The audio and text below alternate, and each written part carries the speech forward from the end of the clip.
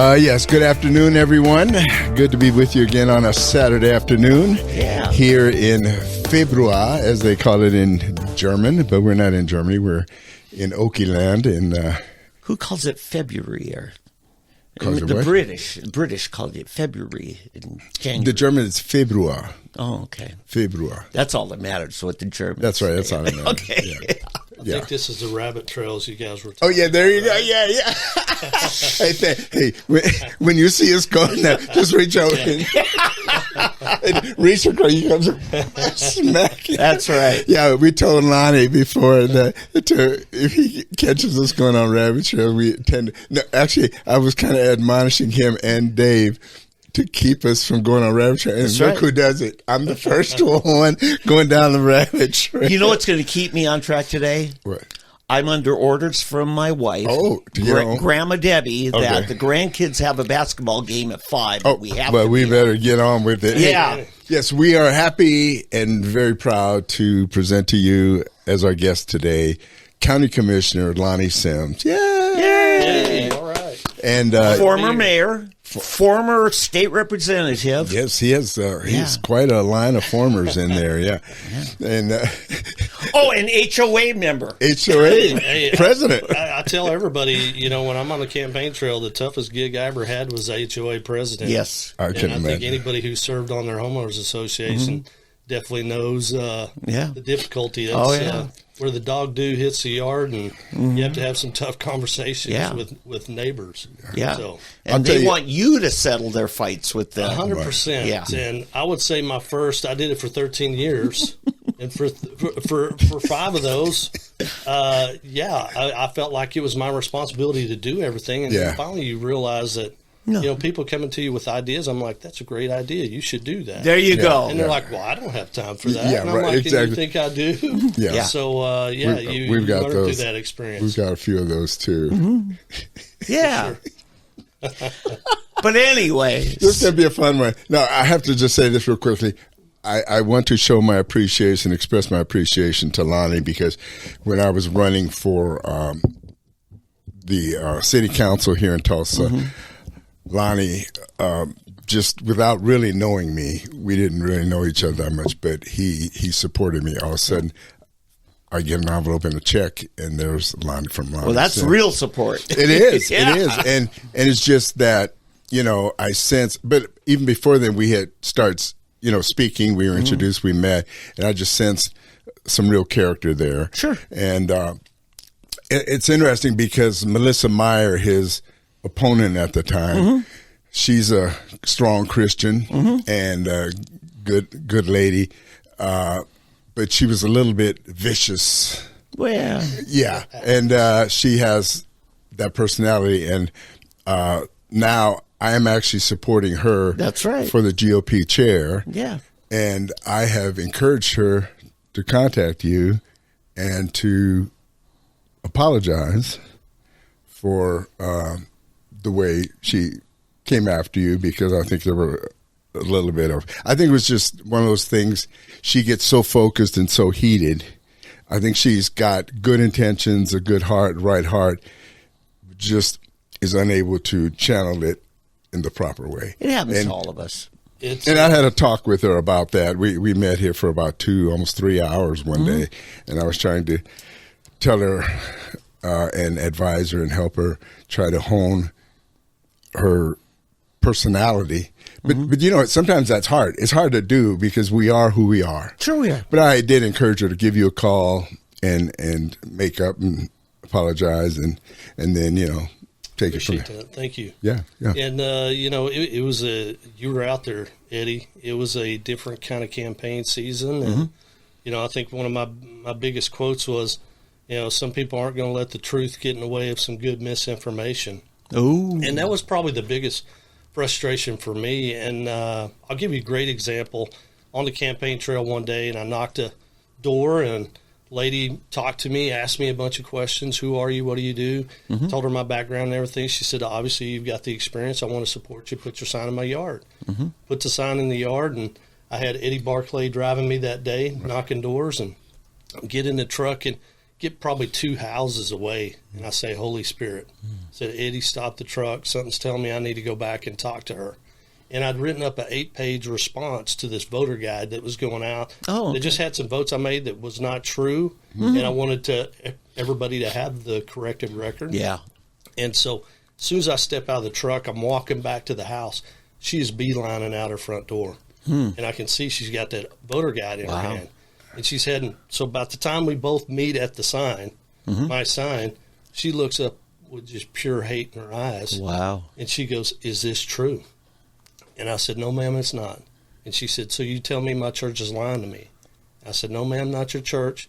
People using your church." Yeah. I said, "Remember you prayed over me? You said, 'Let no enemy come upon me.'" And she goes, "Yeah, I do." And I said, "Well, guess what? That's the enemy. This is the truth. All I ask is you read it." And I gave it to her. Yeah. Came back the next day, no sign in the front yard. Damage is done. But I think that's where probably my biggest frustration with this campaign season is because if you can't trust your church, who can you trust? Yeah. We got to be very careful when we activate the church in a way that's not truthful. No, I agree. So I appreciate it. But with respect to Melissa, it's the man in the arena. The critic doesn't count. I mean, sometimes you got to get out there. So I respect anybody. Every opponent I've ever had, I have great respect for them because it ain't easy. Yeah. Put your name on the ballot and get out there. You saw that, Eddie. A lot of things get said about you that aren't true. No. They don't know your character, but you got to defend it. Yeah. Tilt the brim back a little bit so people can see you're not a dark shadow guy, I'm the only dark shadow in this room, a perennial dark shadow. So, good. Now we can see a little better. I know exactly what you're talking about because I think we may have talked about it, the Tulsa World articles by people that don't know me from anyone, calling me anti-Semite, and they should know that I, biblically speaking, am very much a supporter of Israel, totally. And 100%. Being a Republican, a true Republican, I'm with President Trump and other Republicans, true Republicans. We support the nation of Israel, right? Totally. And yet you have, and I'm going to call them phony Jews, really. And now, if you want something to get mad about, you have something really to be mad at because these are people who, I'm taken back to Romans 2 about a true Jew, what a true Jew and what's not a true Jew, and it's a circumcision of the heart. Yep. And you have these people out there that are the antithesis of everything that Abraham, Isaac, and Jacob stood for, and godliness. Period. Pro-abortion, pro-gay rights, pro-mutilating children, you name it, and yet these people pretend and uphold themselves as we're the true children of Abraham, and that's what really ticks me off. Well, yeah, but what you were really calling out was racism, and somehow they think if they're wearing a yarmulke, they have an indulgence, and nobody can call them a racist. When we all can fall into that, and we have to be careful that our attitudes. And you just called out an attitude, and for calling it out on somebody with a yarmulke, you became the racist for calling out racism. That's the way I see it. Right. The way it started, Lonnie, and just a little rabbit here, we took off on you. I understand, and I think that was the frustration with COVID and kind of what's been going on for probably the last 10 years is just the shouting down from the public. Like, you can't have a differing opinion. You can't have a public debate or discourse. And it was really suppressed. And canceled. People were canceled. Absolutely. And I mean, that's how we're going to learn. I mean, everybody grows up in a different area of the country, a different neighborhood. So we grow up with different experiences. And the only way we're going to figure it out and learn is to be able to talk to each other. Sure. And that's what I hated about that. Oh, yeah. We don't know the context of that conversation.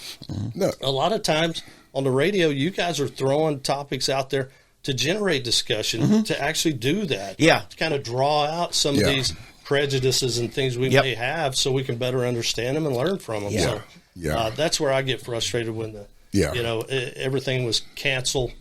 Let's suppress everything. Oh, yeah, and the fact checkers who are the most biased out there. And now we see, thanks to Elon and Twitter, and we kind of saw how prevalent that was, and now we're seeing it with Facebook too. Yeah. Them coming clean. I feel like and that's that's great CBS. That lets us move into what we really want to discuss with you. But beforehand, we do want to go back over some of your background that we were talking about.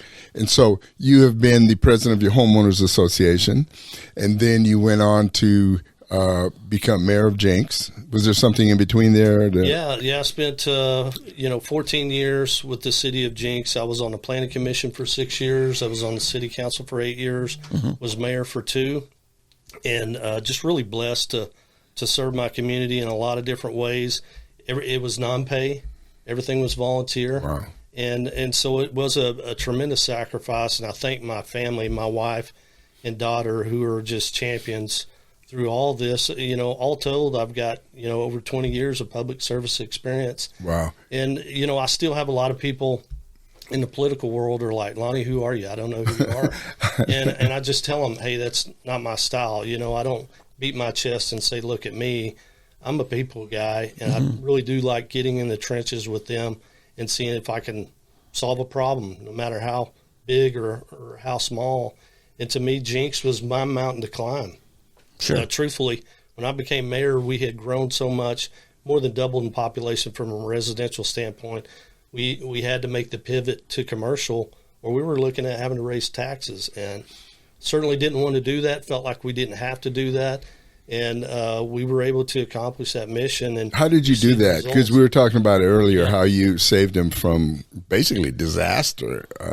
People don't know this, but Jenks at one time, we operated on about $500,000 a month. That was our sales tax revenue. So you think we went from $8,500 to $16,000, and we're still operating on $500,000 a month.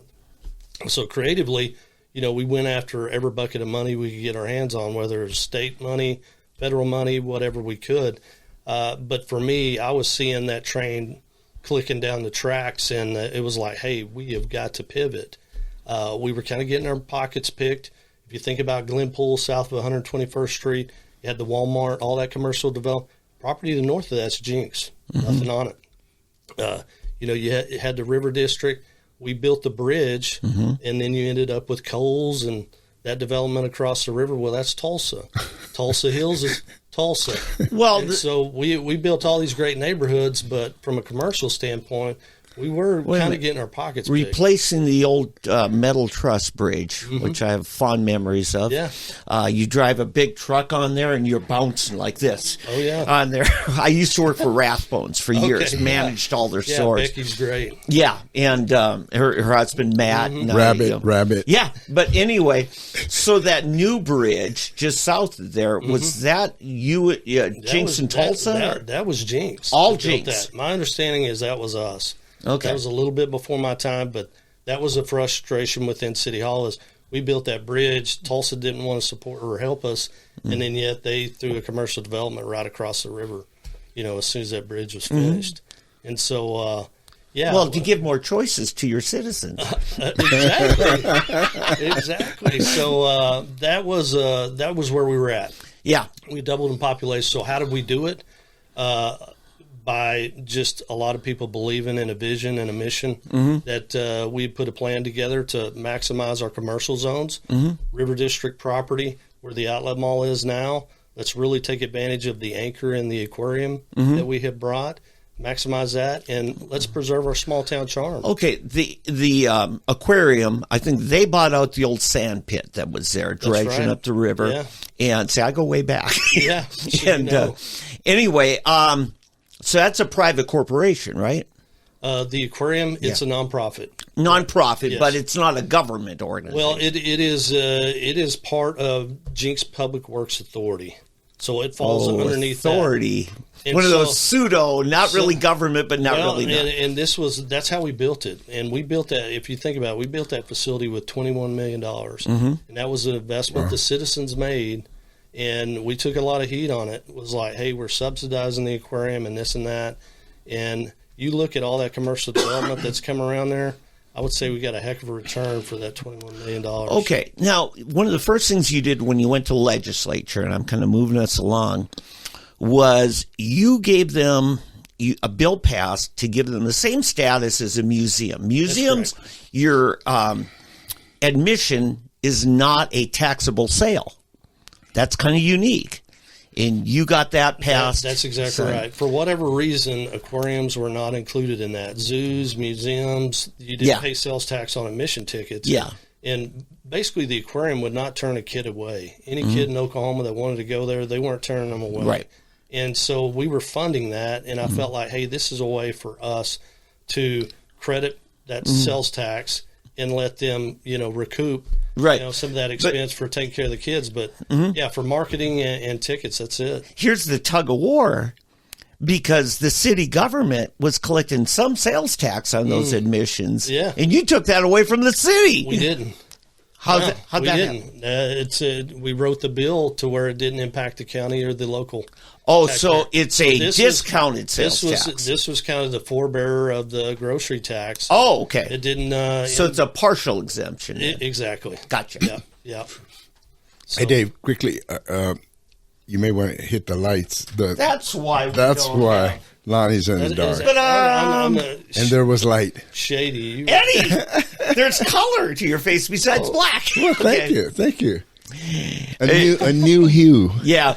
So, and that's the interesting thing there is because now you're wearing the state lawmaker hat. Well, wait. You're jumping. Okay. So just one point on the sacrifice was I went to police and fire, and I told those guys, I said, look, you're going to have to do more with less, but give us time. We'll make it up on the back end. And so truly they rolled and hand-me-down equipment. We had some rescue units that it's amazing those things even got on the road. But they did, and today you see a new firehouse getting built. You see the pay improve significantly for those firemen and policemen. I think we wrote the first 5-year contracts in the history of our city for police and fire. And really settled some old grievances that have went on for a long, long time. Yeah. Because I felt like we have to put those to bed so we can get busy moving forward with the commercial. So a lot of the new development and things that have happened to Jinx were initiated through things that you...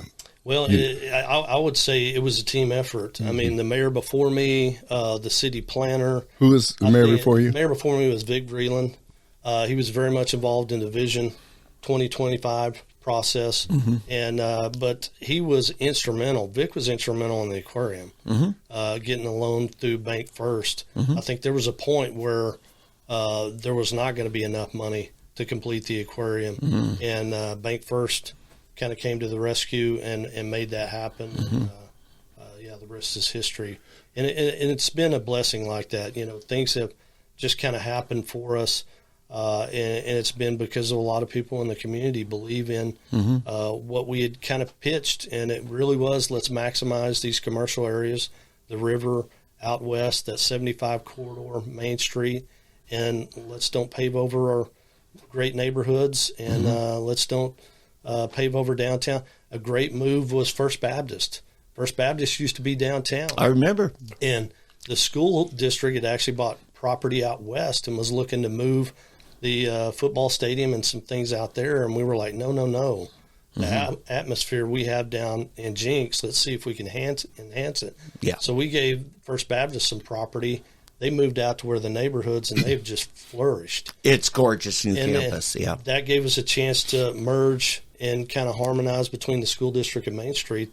The administration building and the park that's there. Yeah. The admin building is a replica of the original, the first schoolhouse in Jinx. Nice. So kind of blended a little bit of that history of downtown with the district. And I would say we've got the best tailgate environment on Friday night. Yes, and the post office moved up there. They needed more room, so It is, and so it's been truly a community effort. A lot of people on the city council, the planning commission.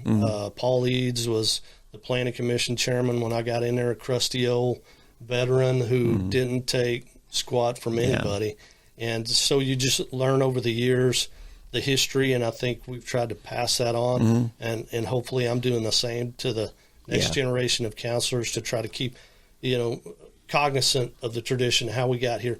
In the contract we made with the community, there's always a lot of pressure to, elevate, grow up. But remember the contract you made to a lot of the people who moved to Jinx. They really moved there for the small town charm, and the more family atmosphere and values that I believe our city represents. And so you went from the city, being on the council and then mayor. Yeah, to me, the city of Jinx was kind of my mountain to climb. I felt like this is where God put me, and I was very passionate, had no aspirations to run for really any political So office. how did you get from there then? What caused you to run for State House? I got a phone call from Glenn Mulready, I think about 4 days before the filing day, that said the gentleman who was going to run has decided not to run. What are we going to do? And we'd always had great representation in that seat. You had Chris Benj, who was Speaker of the House. Yes, he was. Followed by Glenn Mulready, who's now our insurance commissioner. And truthfully, I sat right in that district. It's the west side of Jinx, That's right? right. Yeah. That's right. And, I looked at it, felt like it was kind of my responsibility as a senior elected official in the area to step up and fill those shoes, and talked to my wife, prayed about it, and jumped in. And if I'd have known I would have had 9 opponents in my first State House race, I would have told Glenn Mulready to go pound sand, because it was a dogfight. Everybody got word it was an open seat. That's right. And so it was a battle from the start to the finish. Sure. Really, one thing about those battles like that really force you to get in the community and grind and campaign. But man, you get to know your district, you get to know the people, you get to know the champions in your district. You hear about the troubles too. That's right. And it serves you well when you do get in that office. You know where the problem areas are, and you know where to go make the fixes. And so it's tough. It's not easy. I think every race I've had has always been difficult. So how long were you in the State House? I was 6 years. Now, did you term limit out? I did not. Oh, so you chose to leave and pursue then the county commissioner's post. Yeah, a lot of people don't know it. I was in the middle of the speaker race. I was in running for Speaker of the House, and it was really me and Kyle that were in that race. And about 2 weeks out from the vote, I was kind of getting the sense that we couldn't bring the coalition we needed to together. But before then, Senator Rogers had announced that he was going to run for this county commission seat. And so I just assumed, hey, Senator Rogers is going to run. Cody Rogers. Yeah, we got it taken care of. No worries. And about 2 weeks from that vote, Cody announced that he was not going to run. Yeah. And so here I'm, I'd been approached to run for the county commission seat. Felt like I was called to run for speaker. And, at that time said, hey, I'm going to walk in faith and do what I need to do here. Sure. But, Holy Spirit kind of whispers in your ear sometimes, and it just kind of told me, hey, pay attention to this county. That might be an opportunity. So you were that famous freshman class of 18. I think there were 42 new members. Largest class in state history. Out of, 101, 42 of them were green as can be. Yeah. When it come to that. Yeah, I think it was actually 46 with the Democrats and Republicans. And so what made you decide to leave it? So what made me decide to leave it was, one, it's never been about title for me. It's about where I can best serve this community. And, with Commissioner Keith stepping out, she'd been in that role for 16 years. I think as county goes, you need stability there. You need somebody with experience, especially somebody who knows county roads and bridges, knows the contacts, has those kind of relationships. Felt I could offer that to the community. More importantly, this has been a Democrat seat for 16 years. And, I felt like we needed the best opportunity we could to flip it. Yeah. And didn't know how difficult that would be, had a pretty good idea. Coming out of a census, you always draw in favor of the incumbent. And this was the only seat, state or county, to flip in the state of Oklahoma. How about that? So think about that. Wow. That shows you how tough it is. I mean, because you draw in favor of the incumbent. Do you think Jinx, because I know South Tulsa, once you get past, say, 81st, particularly south of 101st, and then a little bit west of Mingo, it gets very conservative. Very. Is Jenks becoming that way? Is Jenks and some of West Tulsa starting to get the conservatives to move out there? Do you think, is it changing a bit? Is it becoming more red out there? I think Well, that would be Kelly's seat Yeah. that you're describing. No, Kelly's on. No, Yeah, Kelly's south. you've got no. Yeah, you've got Kelly's the other south, I'm side, He goes almost to Manford. Yeah. He does. right? But And but across the middle of town. right, but That's it takes Jenks too, right? Not Oh, much. yeah, no, I've got Jinx. I've got downtown. So I've got pretty much to the river and then Elm Street West. Okay, And so you and I don't go cross down- the river. And I go down to 121st. You don't go on the other side of the Oh, river. yeah. No, I cross the river on Main Street. Okay, and to how about Lewis. Riverside? I mean, Route 75. So Are you on take the other Lewis side? up to 31st, and then 31st Yeah. out almost to, all the way to 169. Well, And then 169 to Pine, and then back to down. See, 100 you're oh, my really? All the way commissioner. that far? Yeah. I'm Yeah. at. So you've got part of North Tulsa. Just a little bit. Yeah. Pine Street and south. yeah. Yeah. But I'm over by Metro Christian, or you. That's your area. That's right. That's Yeah. right. I'm thinking you. Yeah. No, Lewis, because you're east, So- you're west of Lewis. So to what do you attribute that? Was there a Democrat candidate running against you? There was. Yeah. She and had she gave him a run for his money. She was a bona fide community organizer, Sarah Mm-hmm. Gray. Very smart, very talented, great on the stump. In the candidate forum, she was very. That's her job. She was communication, so she was very effective at it. Yeah, it's kind of like the Democrat version of a Found Holland. She had been a paid professional. Absolutely, and what she did very smartly was she recognized early on the momentum with Monroe, with the mayor, Mm-hmm. and she hitched her wagon to Monroe. And every event he was While at, running for Karen's seat. every event he was at, she was right there speaking and very smartly. And I'll be honest, I diverted all my resources to Midtown just because it was a mess. We didn't have a conservative in that race, Right.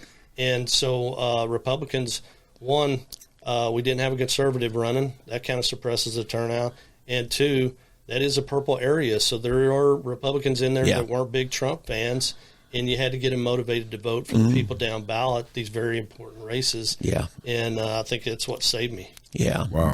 Don Rubottom, old friend of mine, he was state senator, including Jinx, back in the 80s, 90s.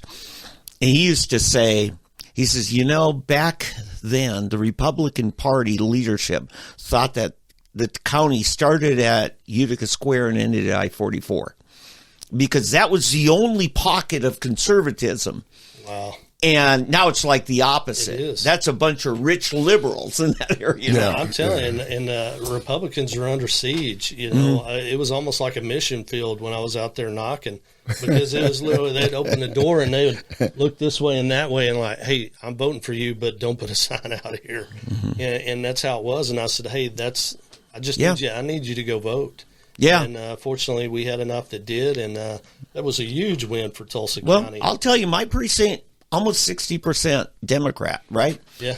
And I put the Trump flag up the flagpole right under the American flag, and I just thought, and I put Lonnie's sign, I put Anthony's sign, I forget who the third one, Dave Rader sign. Yeah. This is who I am, and I'm making a stand, but it was scary.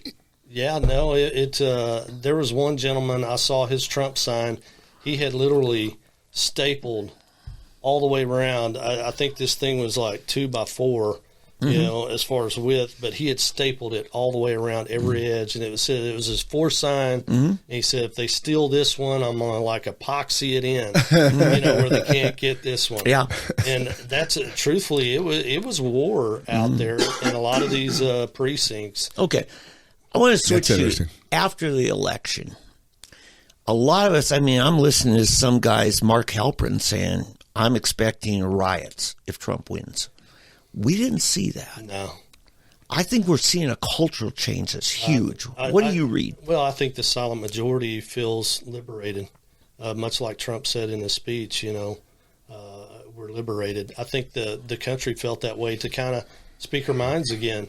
Here they'd kind of weaponized COVID to kind of suppress thought. And the ability to debate and do it in a way that, hey, we can walk out still as friends and have a passionate debate and not hate one another by doing it. And so I think the country's liberated on both sides. And, you know, I know one of the things we're going to talk about is transparency. I got that on both sides. That is not a partisan issue. And I think immigration, so many of these things, women in sports, these are not partisan issues. They were made partisan by the press. But when you get out there knocking doors, they're not partisan issues. Right. These are common sense issues. And I think that's the silent majority carried the day in the vote. And they feel liberated now to kind of go back to being Americans the way we've always been. I think Democrats overestimated their success in turning America. They were, because every demographic, you know, white, males, females, Hispanics, black, you name it, everyone shifted. Now, that doesn't mean, you know, the black community is still, the majority voted for Kamala, but the percentages, you know, whereas with even Bush, we're down in the single digits. I think he was boasting a high of 12%. With Trump, I think was at like 18%, somewhere around 20%. That's devastating. The Hispanic community, even a greater percentage. I think it was around 40%, 30 to 40% in Hispanic. Women, they were counting on the women. They thought these different issues like abortion on demand, the transsexual thing, all of this. You know, it's funny because they're still trying to play this gay thing, right? The gay and trans. And America's sick of it. They don't want it forced down their throats, and they're tired of that. It's live and let live. I mean, it was kind of, that was always a mantra, you know.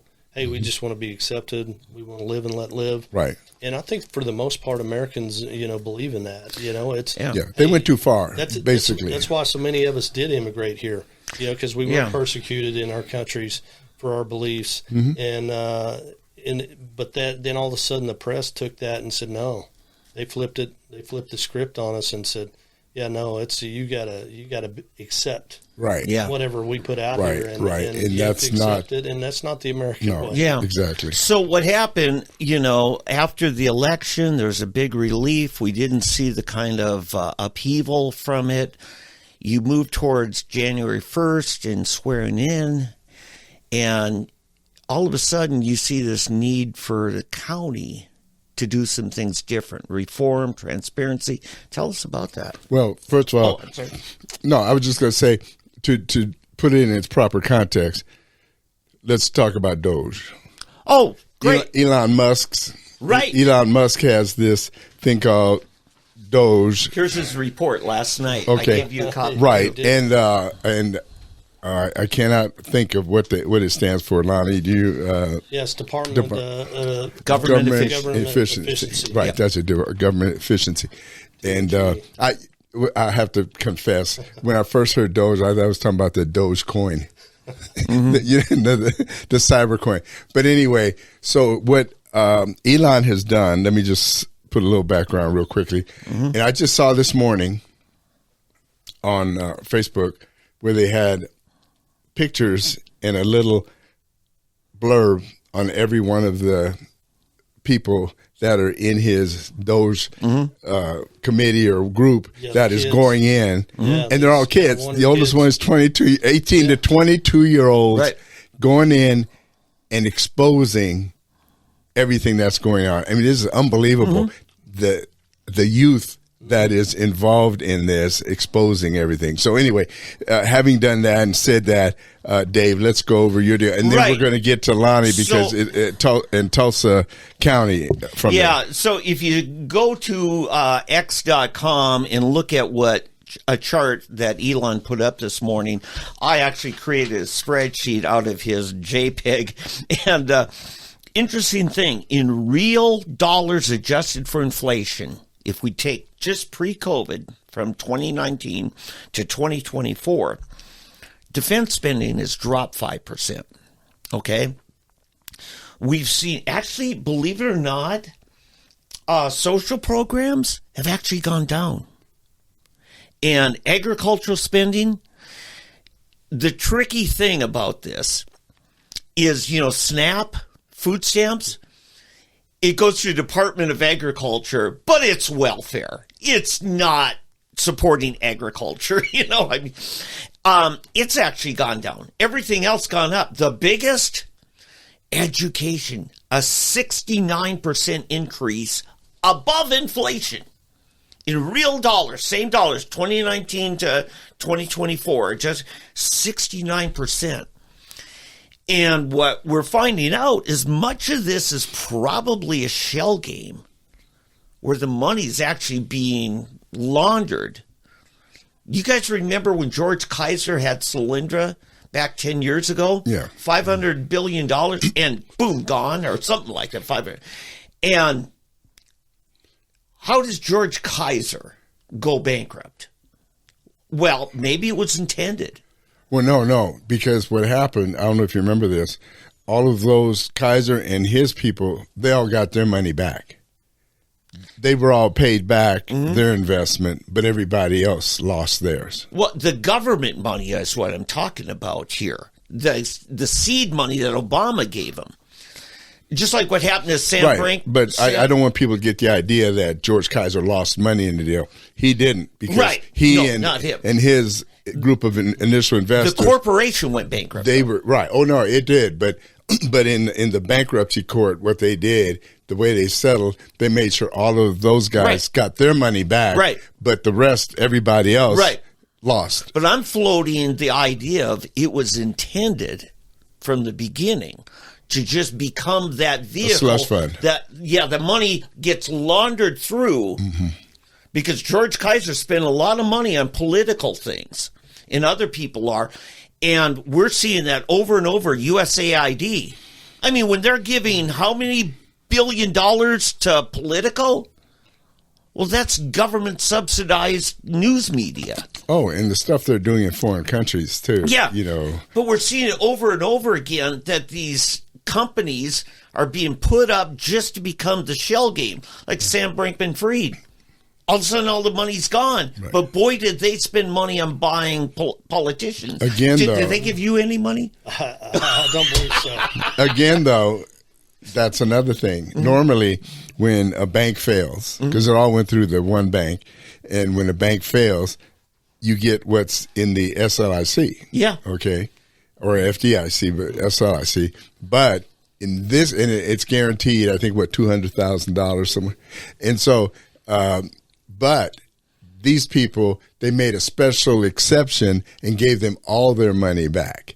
All the fat cat Hollywood investors, that were investing in Sam Bankman-Fried, SBF, but that invested, they got all of their money back. Yeah. It wasn't the SLIC any longer. So this is the kind of shenanigans that have been going on with the Biden White House all along. And here's the other thing. Some of these numbers, like international affairs, really hasn't gone up since 19.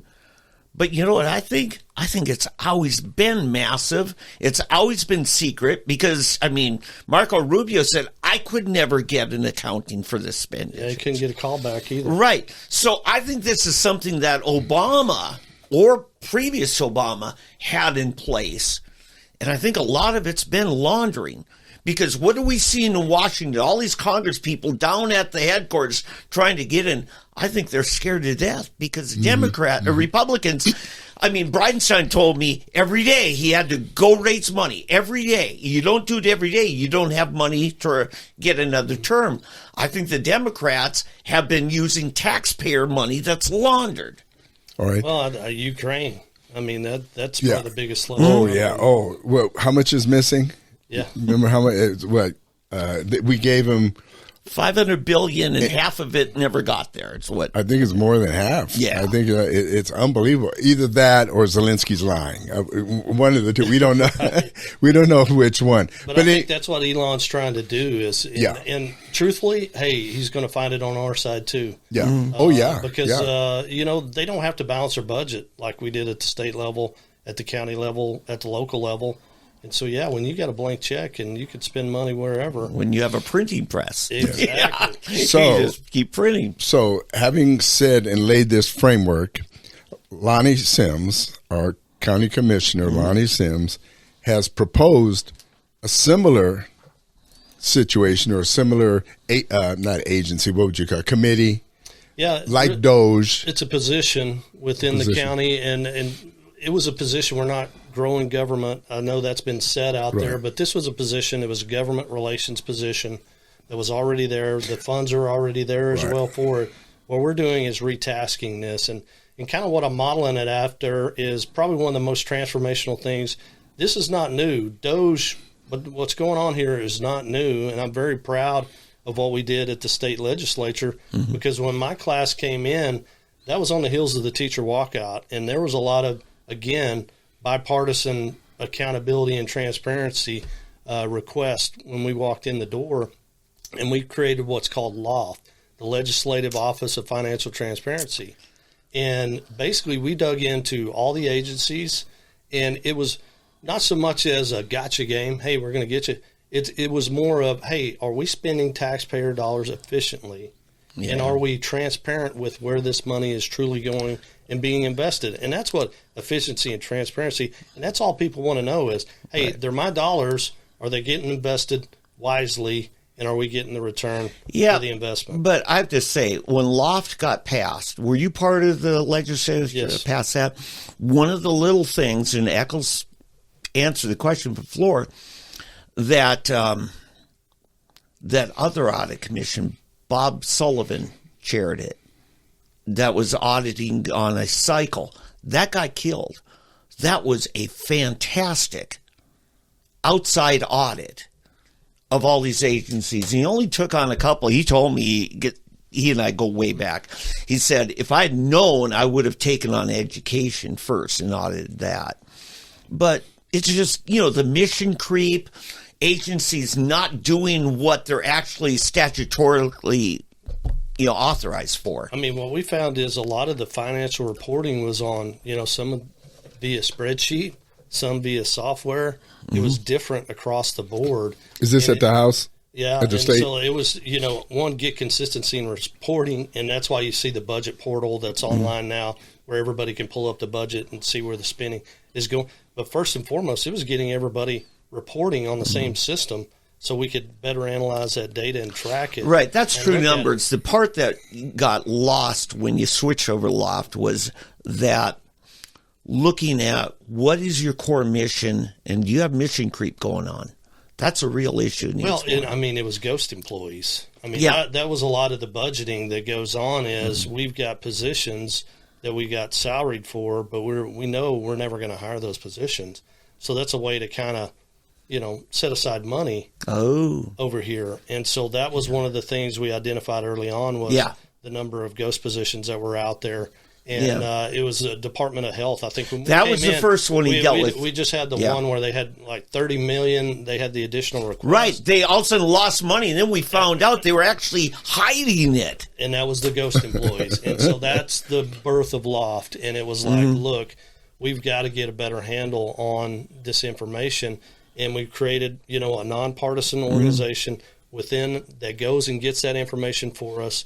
And it really, they wrote a county roads and bridges report. They did a full investigation of that, and it's helping us right now lobby for additional funding for county bridges because the LOFT report identified that, look, out of all of the state bridges in Oklahoma, 85% of the deficient bridges are county bridges, and they're off-system bridges. Right. So that's given us an opportunity to make the case for additional funding to hopefully bring that number down. In was it 15 or 16, that money got taken back that was set aside for counties, but the state was holding the money, and then the state dipped in. Well, that's what happens. You know, when you have a revenue shortfall, that's what happens. They were going to go for the low-hanging fruit, and, you know, counties. But that's why you, as a county commissioner now, you'd like to say, you know what, we'll hang on to that money ourselves. We don't need you to hold on to it for us. It's you know, it is a partnership, and you got to understand the appropriations process at the state level, and you got to see things coming before they happen. And that's where, you know, our Office of Government Efficiency and Transparency steps in, because, you know, the federal level, I mean, this effort is moving at a pace that nobody's seen ever. And we're seeing it at the state level too. Those decisions at both those levels impact us greatly at the county level. And if we're not in tune with it, if we're not paying attention to it, we're going to get caught just like that, losing a bunch of money. You know, I was up at the Capitol this past week, and they were talking about the Medicaid expansion. We railed against that because we were like, hey, look, you're going to put this in the Constitution where we're mandated to pay this. Mm-hmm. And the federal government said, look, it's going to be a 90-10. State pays 10%. You know, we'll pay 90%. It's never going to change. We made the argument that that's never happened in federal government history. It's always going to change, and they're going to put more onus on the states to pay more. Well, now you're hearing some of that talk that they may go to a 60-40 split. Mm-hmm. Well, if that happens, we immediately go into, you know, $600 to an $800 million deficit with our budget. How does that affect the county? You better believe it's going to affect us, because they're going to be doing exactly what they did before. They're going to look at where can we cut areas but keep core services funded. And so we've got to be ready for that. So what are you calling it? The local.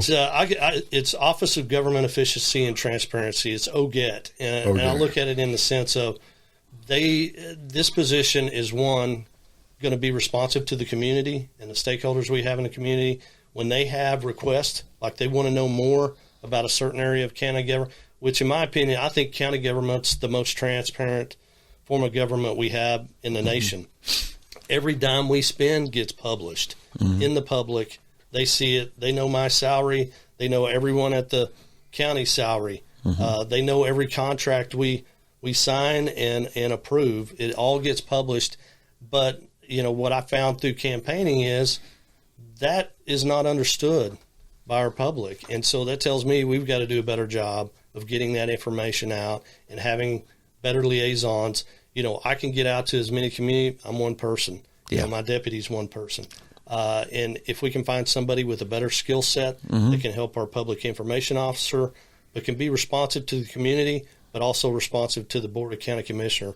As executives of the county, we need information, and it's not easy for us to go do, you know, hey, sit down, give me this data, that data, and spend 2 weeks grinding through something, because we have meetings we have to chair, and we just, you know, we've got to handle the business of the county. So to be able to have a position like that, when we've got a new contract coming up. Jail is a perfect example. Or the courthouse, building a new courthouse. You know, we've had that study on, hey, if we invest X amount of dollars, we can extend the life of our current courthouse 50 years. Well, does that make sense, or does it make sense to go buy a new piece of property? You know, this is the perfect position to really dig down, look at what other states have done.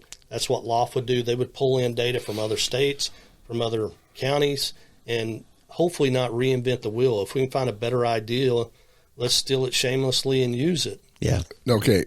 So this is your vision to see mini Doge, or, you know, county Doge. But apparently the Tulsa world is not happy. Well, I think there's always a fear. I mean, right. I think you see that. But here, you know, through my own experience in this last campaign, you know, are they being fair in their reporting? You know, I can. Or is it a typical, you know, scare tactic, fear mongering right from the outset, rather than reporting? here is what Commissioner Sims is proposing. Here's what it aims to do. Because I guarantee you, in fact, I was reading already, they hate Doge.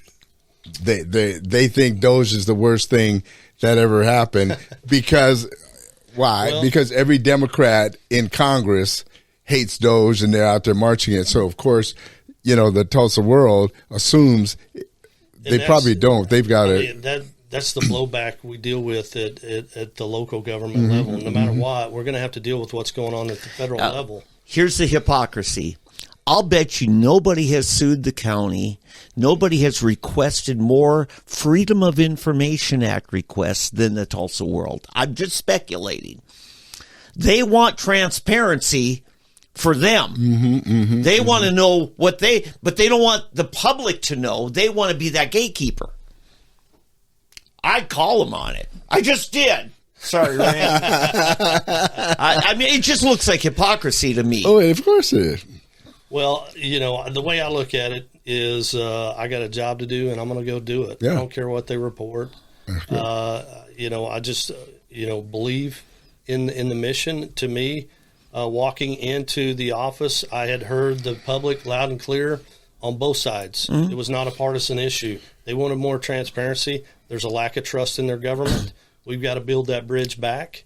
And how can we do that at the county level? And when I see a government relations position that we had that was not filled, to me, that's the perfect opportunity for us to step in. Federals answered the call when it comes to efficiency and transparency. States answered the call. It's time for the county to answer the call. Probably the city. Probably the city as well. But here's one of the things. I still don't understand it. I'll give you a shot at it. Okay. So we have a county budget board, right? We're going to stick with that because Cleveland County got rid of theirs. County commissioner did a power grab and dissolved it, and those three are going to do it by themselves. So that's why, on behalf of the sheriff and the assessor and everybody, I'm going to ask it.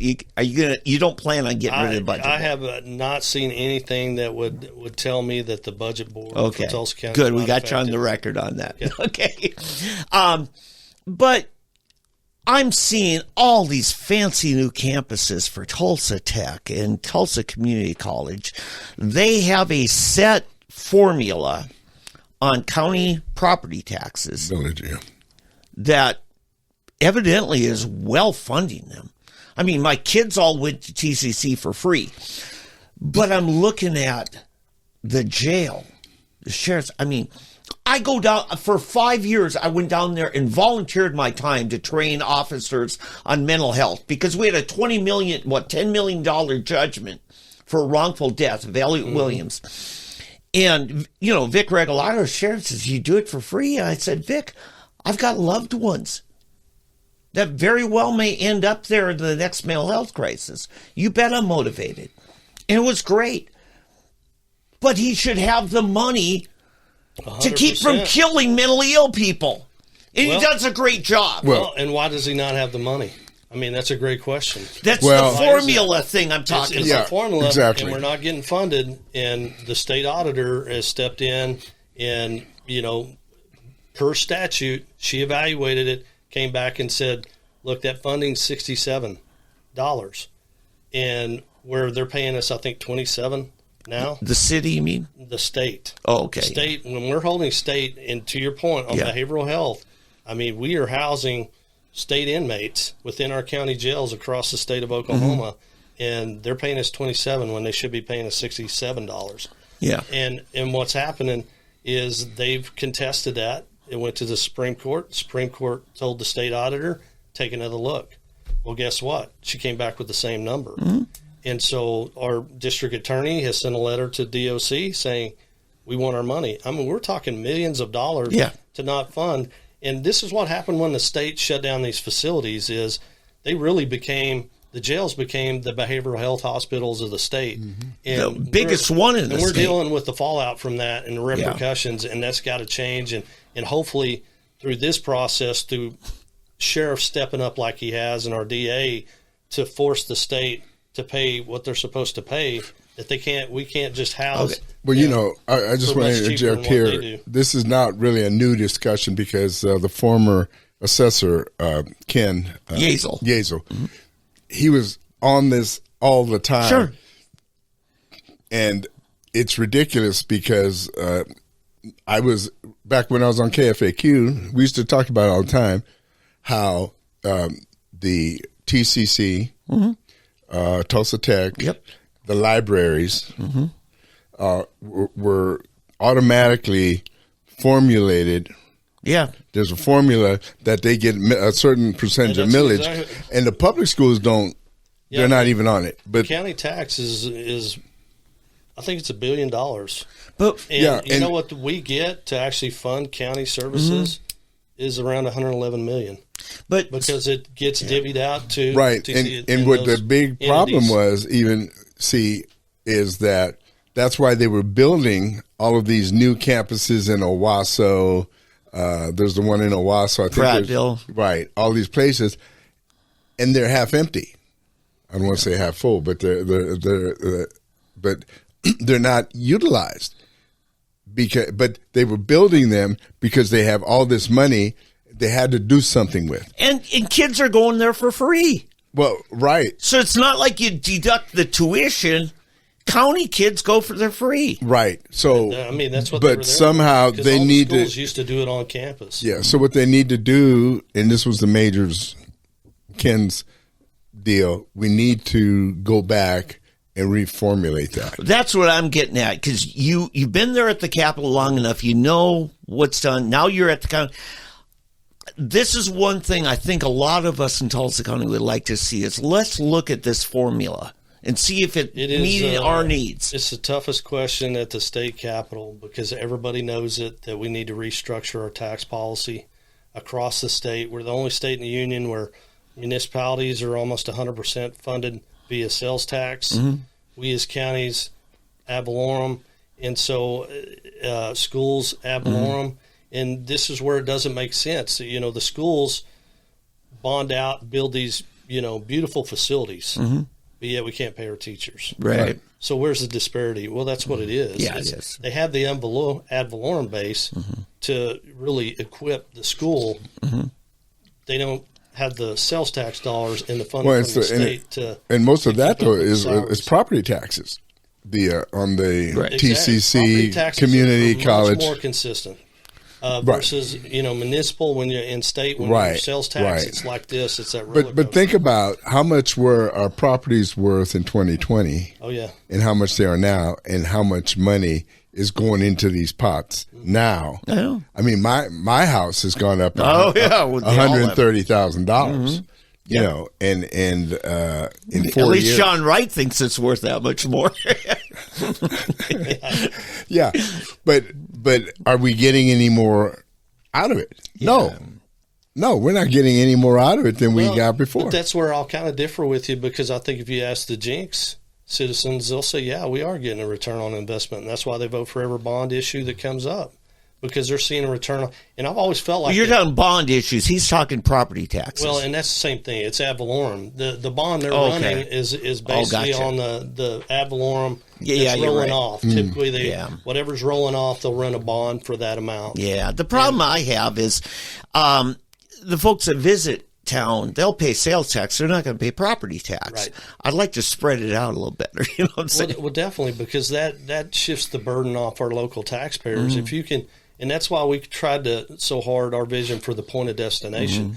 If we can bring people in, that shifts the tax burden off the local taxpayers, and that helps fund the infrastructure within town. Yeah. And when we had the low water dam commission, when we were meeting talking about the low water dams and the Arkansas River Task Force, that was one of the things we talked about. Is right now we just reshuffle the deck every couple of years.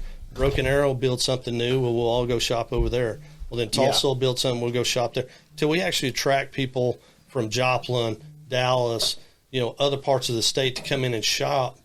That's when you really start lifting the burden off the local taxpayers, and they start getting a return on that investment. And you're starting to see that now with the outlet mall and some of these things we've worked on through vision to create that, and that's a return on investment. And I've always felt like people will support like MAPS in Oklahoma City. Why do people continue to fund MAPS? they got a pro franchise down there, and they've seen the return on those investments. Okay, now MAPS is a long-term growth plan and funding for it, right? It is, it is a long-term plan for Oklahoma City. I mean, if you remember, I grew up in the days where Bricktown was the haunted house district. These old, vacant buildings that they turn into a haunted house, and it was terrible. Yeah, it was the old warehouse district. And so they came up in the 80s with what they called MAPS, and it was really, hey, we want to clean up this area of town. We want to add a new park here and do some things to create things to kind of draw people back to that area. And it was so successful, they've continued to do it. And then, we had an arena that they got the Charlotte Hornets during Katrina, which proved to the NBA powers that be that, hey, they could actually support an NBA franchise in the state of Oklahoma. And now we have the Thunder. But I remember making that argument in that task force was like, look, they took a ditch and turned it into a river. Yeah. Look at what they have. Like San Antonio. And we have the Arkansas River, one of the greatest natural resources in our country, running right through the center of town, and everybody builds with their back to it with no windows, and it's like an industrial discharge out there. Who controls the land around the river? Is that city, county? Well, you're talking about our river. Oh, here in Arkansas River. Within the river itself, it's the Corps of Engineers because you got the dam right in the river, but the on land. Both sides, it's wherever Tulsa's, Sand Springs, it's Tulsa, Jinx. Okay. Right. I had a friend that was actually doing target practice down there many, many decades ago, and some cops came out and said, "Hey, you're shooting a gun in the city," and said, "No, we're on the sand of the river. This is county. There are Tulsa's on both sides of us, but not in here." Maybe he was wrong. Maybe he talked himself out of his citation. Truthfully, unless it was the Corps of Engineers out there, you're probably right. Yeah. Yeah. Because, anyway. there's definitely setbacks like anything when it comes to the Corps of Engineers. But back to our original discussion here. Okay, so I'll call it mini Doge, but our own. What is it again? Yeah, it's the Office of Government Efficiency and Transparency. No. Your GET. OGET. OGET. Okay, OGET. Remember that OGET is the Tulsa County version of Doge, where we're trying to get more efficiency and transparency into where your money is going. That's exactly right. And and we've got to fight against the people who are fighting against it. Just as we have the House of Representatives and Senate on the Democrat side trying to fight this transparency on a national level, you will have people trying to fight it locally because a lot of money may be going where it shouldn't be going, or we have money going, period, that shouldn't be going, and we may be collecting money that is not needing to be collected. So I ask you to support Lonnie in this. The other commissioners, are they on board with this? Yeah, I think what we're going through right now is like we should with anything, be transparent. It's a transparency position, so let's be transparent about it. Very simple. We're going to pitch it out there and discuss it and let the directors of the county agencies ask questions about it. I'm bringing in Mike Jackson, who is the first director of Loft, to talk to us at management conference. Who actually makes the decision on it? Is it the three commissioners, or is it? It's a board of county commissioners position. It's within our budget, and so it's the three of you. It will have to go to the budget board to shift the money back. We had it in a capital outlay. We'll shift it back to salaries, and so we have to, present our case to them, and I believe they'll be supportive. And what are you looking for? You're looking for one individual or the whole office? For this position, we're looking for one individual. I think, within the like I said, I really do feel the county is the most efficient and transparent form of government we have, just because it's all out there. We lay it out, and so the public has free access to it. But there's a disconnect there. I felt it with the public when I was campaigning that, we're not getting that information to them. We're not being responsive when it comes to request, or we need to do it better. And so that's really what this position is going to be tasked with locally. But nationally, state level, there are big decisions being made right now at a very breakneck pace that are going to affect the Tulsa County residents. And I want to make sure we're tapped into that and plugged in and know how to respond as soon as those decisions are made, how they're going to impact us. So, I'm sorry, one more thing. Finish. So you've been there 3 months now? A month. A month? Yeah, 6 weeks. You're working at Trump pace here, Yeah. at the speed of Trump. That's what we're going to start calling it. And apparently doing a great job, stuff that your predecessor hadn't done in probably, 8 years, 8 to 16 years that she had. But we won't go into that. But anyway, I just want to say, wow, it's a breath of fresh air that we have someone there doing that. What are you finding as far as cooperation with the city? Yeah. Tulsa in particular. It's a great question because, I served with Monroe. Yeah. So Monroe was on my county government committee at the House. So I have that relationship with him. He brought in Shane Stone, another former House member that I know, Amanda Swope, know her as well. I remember Shane. Carol Bush is on the city council. So feel fortunate that I have a relationship with them, that I can pick up the phone and call them. I think, hey, where there's areas we can collaborate and help this community, we're going to do it. Sure. But one of the reasons I ran, and a big reason I ran, is I felt like, we're looking at a new mayor, we're looking at a new council. There's potential for some, kind of rough seas for the next couple of years until they kind of get their feet under them. And I felt like the county's going to have to be the rock to kind of hold some of the bigger projects like levee, those things, and push them forward and take more of a leadership position on those. And so, but for the most part, I felt like the mayor's office has been very responsive to us. He actually came to our swearing-in ceremony, and had a lot of people at the county say that's the first time they can remember that's happened in a while. Well, it's one of the things that Eddie mentioned to me during the campaign. He said, Monroe's got pretty good people skills. He felt like he got straight-up answers. We didn't always feel that way about Karen, But, hey, I want to ask you something. You've been down to the Capitol here recently. Probably the best stand-up comedian, if he's looking for a new job, is my friend J.J. Humphreys. That guy gave you rolling. I mean, he's good old J.J. He's crazy like a fox. Well, yes. I mean, he told me last time I was there, he says, man, I ran out of T-shirts. I had one for you. It's for cockfighting. His T-shirt says, my cock, my choice. Sure. That's JJ. Yes. That's his humor. There's some buttons on the I've seen buttons.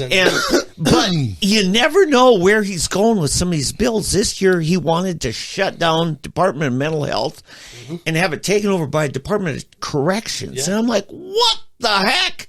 Now, did you get his answer? No. Follow up? That's what I'm asking you. See, that's why you got to know JJ. He's crazy like a fox. He's kind of brilliant like that because he threw that out there and everybody, loses their mind like, oh my gosh, you can't do that. And he says, well, that's funny. That's what we've been doing for the last 15 years. Bingo. I knew there was something. See, Nathan Dahm will pull that stuff too, just for the argument. Yeah.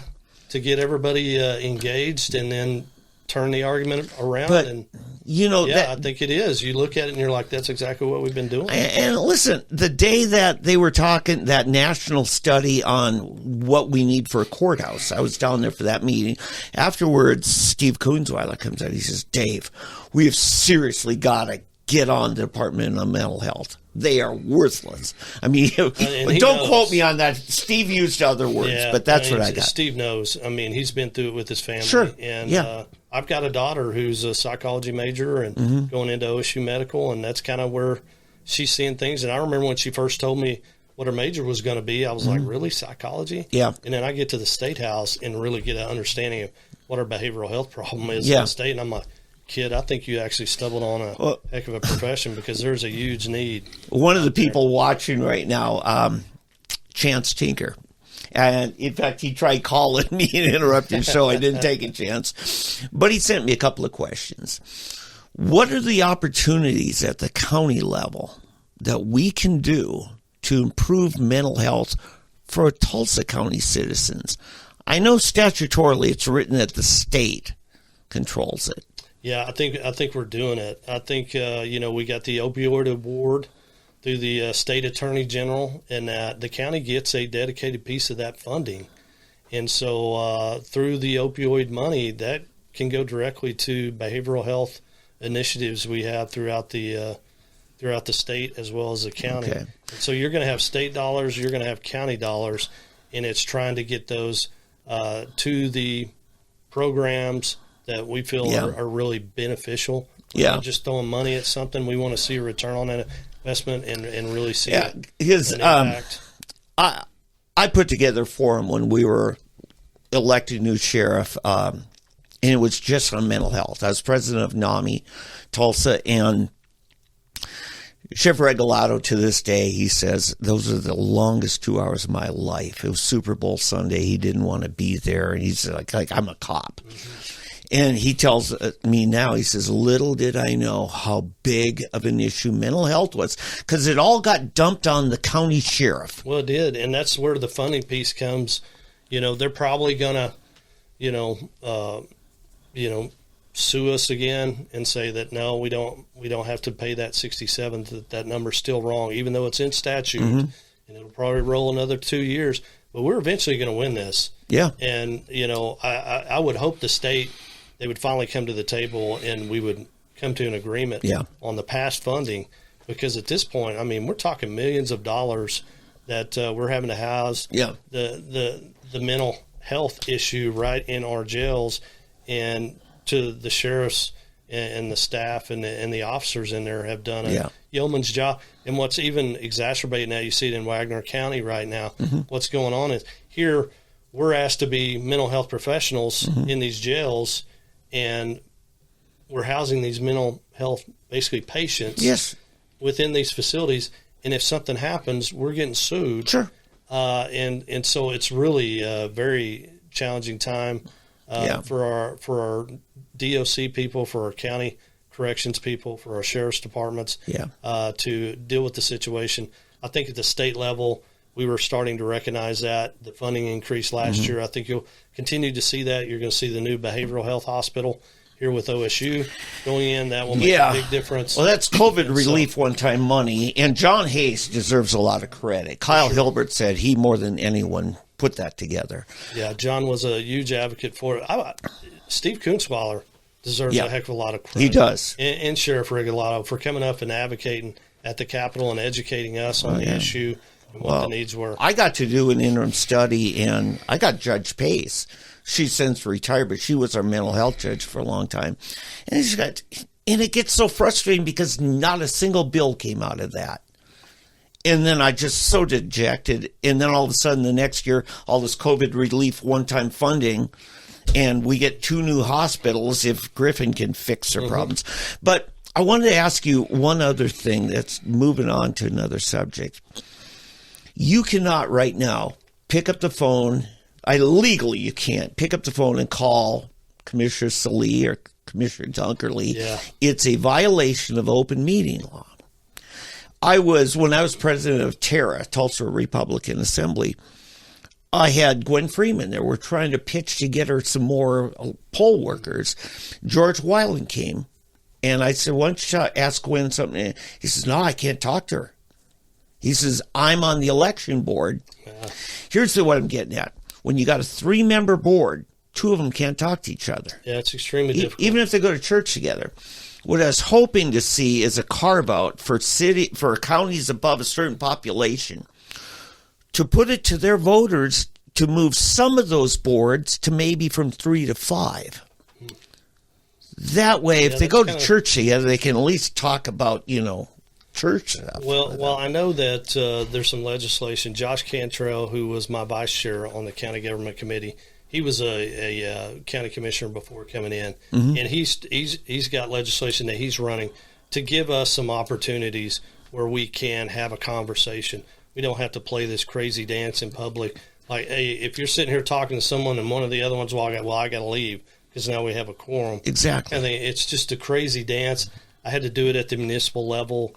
The state legislators don't have to. Right. They don't fall underneath the Open Meetings Act. And so they don't deal with that on a day-to-day basis. Yeah, here's where I want to get it. Now, for county commissioners, moving from 3 to 5, we got some significant, payroll that's going to hit. Yeah. But what I'm saying is, because I was sitting in Kelly Dunkerley's office with Darren Gantz pitching this, Al Gerhardt was with me, and right away he says, that's growing government. I'm against it. And I said, why don't we try it first for some of our non-paid boards, like the election board? Well, I will say this. I think that's what some of the bigger counties have tried to do with the budget boards. Mm-hmm. That's what that was there for.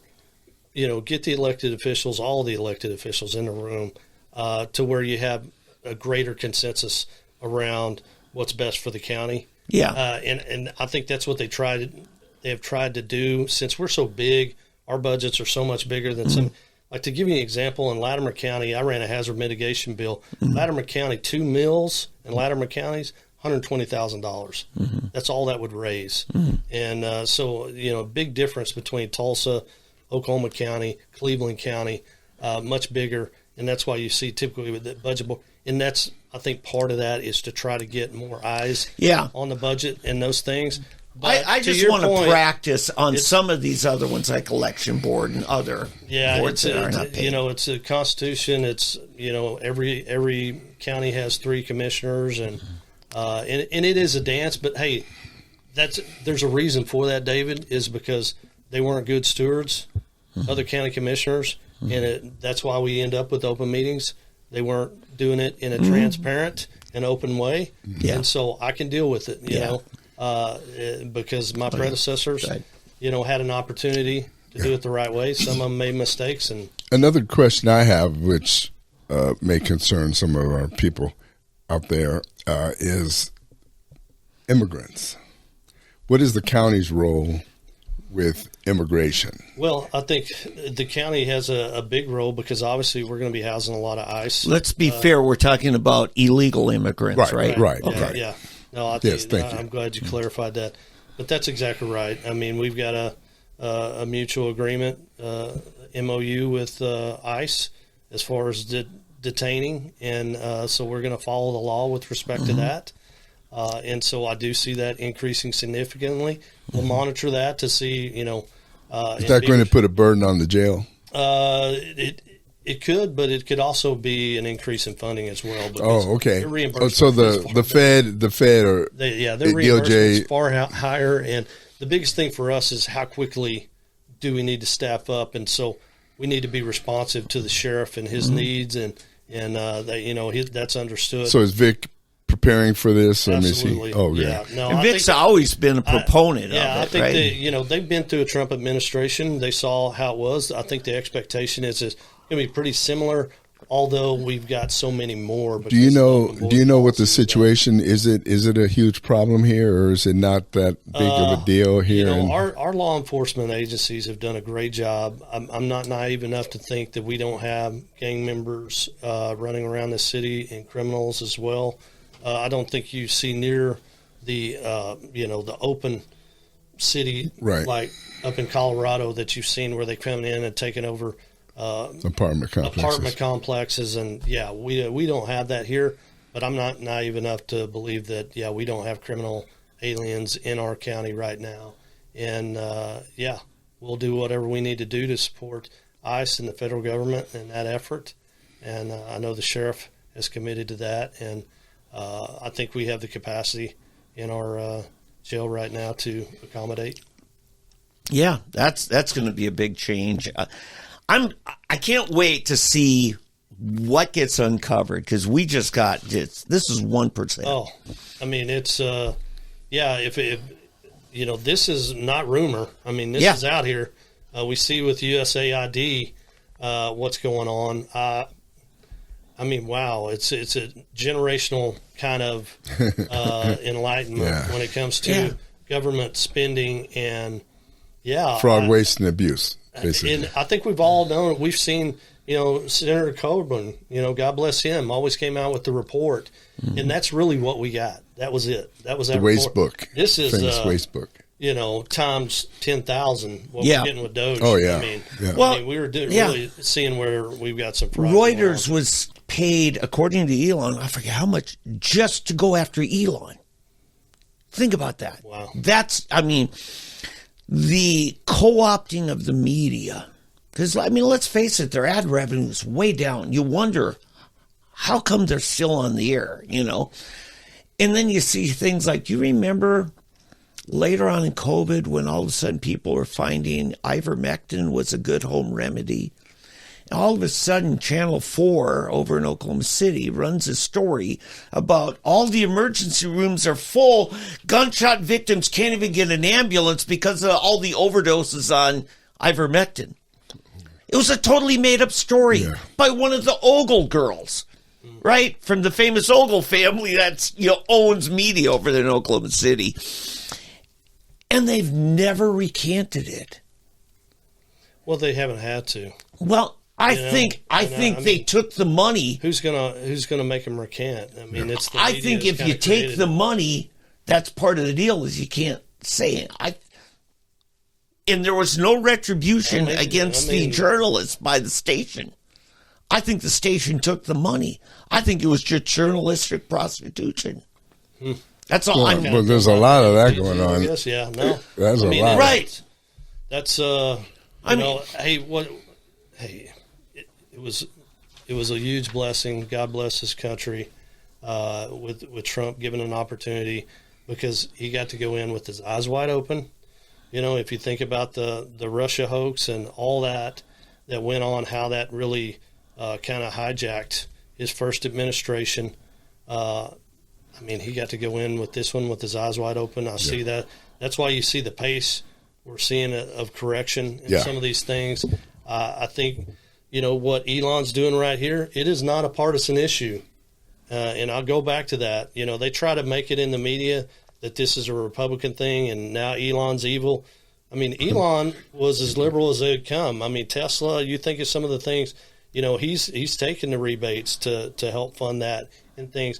But I think he had an inside view as well, much like Trump did, where they saw things that were like, hey, you know, this is going on. It's wrong. It's hurting our country. And they want to do something about it.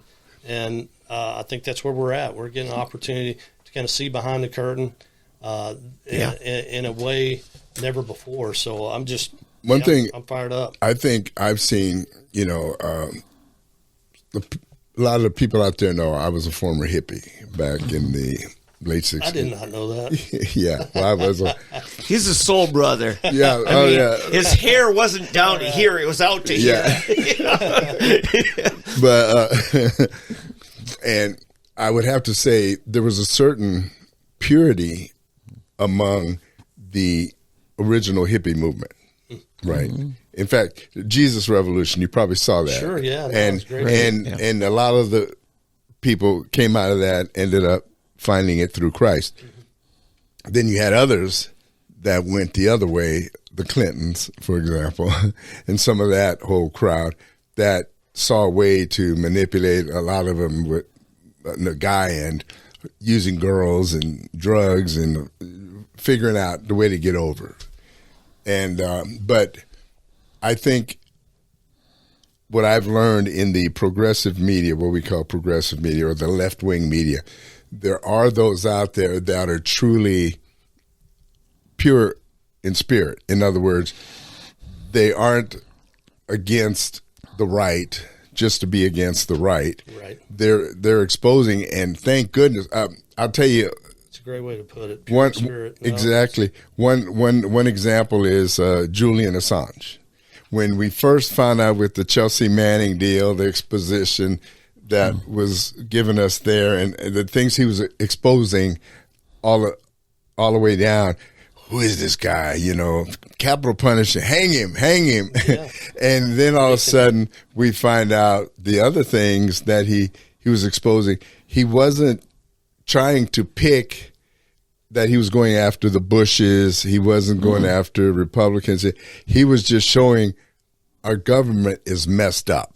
And we need what's the guy Snowden? Yes, Snowden. You got Snowden had to go all the way to Russia to hide. On and on and on. But there are those out there which are left, what we would call left wing. As I think I differentiate leftists and progressives, Because the progressives have an agenda of changing our government, changing it, whereas leftists just want us to do what's right. And a lot of the pure hippie spirit, I guess, in that whole the big podcaster. I'm just forgetting his Joe name. Rogan. Joe Rogan, I mean, right. Perfect example. I mean, watching the transition of Joe Rogan as Yeah. as he, and talked more and more to people and dug into this, he's like, hey, what the heck is going on? Yeah. And Yesterday, I'm seeing more he and more of released them a podcast coming. all about this, the whole thing, with another former leftist who's now just like, yeah. And Eddie and I talk about true liberals, classic liberals, Right. who want freedom for the individual, Right. like Bobby Kennedy. Right. There's another example. What's her name? Tulsi. Yes. Some of these, and what's sad to an extent is that they've been trapped in this Democrat world the whole time, thinking that because in the old days, that's who was the Hey, radicals. but I'll go back And it's to, I changed. mean, you think about the Never Trumpers. Same thing happened on our side. Yeah. When I remember when Trump first announced, I mean, there was a lot of people that came out against him, and Never Trumpers, and it's, I think sometimes we get ourselves boxed in. Yeah. Yeah. You can't get out. We're not willing to listen to other. We're not willing to think outside or get outside of our box. And I think that's what's great about the time we're seeing right now. And when I talk to kids before the campaign, I said, "You're living in great times because much like Reagan, the norms are getting tested, yes, but it really is kind of an age of enlightenment in the sense that, hey, we are getting freer to debate again and really challenge. And I always feel like that's how we get to the best solutions. You just triggered something in my mind. I don't know if you read or you one of the recipients of this money from basically Christianity Today. Really? Yeah. Yeah. Now, that's Did the you read same it? bunch Have of you seen- Franklin Graham said, my father started that publication, and it's now trashing his evangelical association. It turns out Christianity Today got millions from the AIDS, AIDS. What is it? USAID. USAIDs. But anyway, it's like AIDS. It's a plague. when they it's a moved virus. more leftist. Right. But that exactly, and that's what's happening. But Christianity Today is one of those recipients of this. And that's I think that's where, as Republicans, I mean, we're all excited and pumped about this. But hey, just be measured. Yeah. They're probably going to find some conservative groups that were. I'm so glad you said that. That like needed to be said. Yeah, you're right. Because we take can't have shots sacred at, cows. And when that happens, the media will turn. They will turn on that, and they'll take that and run with it. No, I totally agree with that. I think we've got to just take it where it leads. I do want to say this about Edward Snowden. Yes, he broke the law. Not going to say he didn't. But the federal law enforcement needs to understand their job is to protect the public. Public was not threatened by Edward Snowden. The deep state was greatly threatened by Deep Snowden. And that's why they had, I mean, what's his name? Pompeo literally said publicly that he needs to be assassinated. Edward Snowden does. Or no, Julian Assange. And that's why Tucker Carlson just went nuts when he found out that Trump was still tight with Pompeo. As soon as Tucker got his chance with Trump, Trump just said after election, Pompeo, don't need your services anymore. Yeah. That's that deep state thing. And, you see it. You see it with all the state agencies that think that government's more about them than the people they're supposed to serve. Well, I will say this, it's hard to be transparent because it does take time. It does take effort to really get the information, get it to the public when it's much easier to make a decision and move forward. Let's face it. And so I'm not so sure it's that as more of, hey, because I get it all the time when we would do a grant, for hazard mitigation and things like that, the water managers would be like, well, hey, why don't you just give us the funding and let us go spend it on what we want to, And it was like, yeah, we can't do that, because we're accountable to our taxpayers. You're going to be accountable to us. And is that easy? No, it's not. That's extra work. It's extra steps. You got to do it. And so a lot of times that's where it's coming from. It's like, crap, I don't want to do all this because it makes my job more difficult. But at the end of the day, we are accountable for transparency and being good stewards with this. And our job is to our taxpayers. So if they're not getting the information and there is a lack of trust there, well, then you know what? We've got to do something different. Yeah, I mean, great illustration.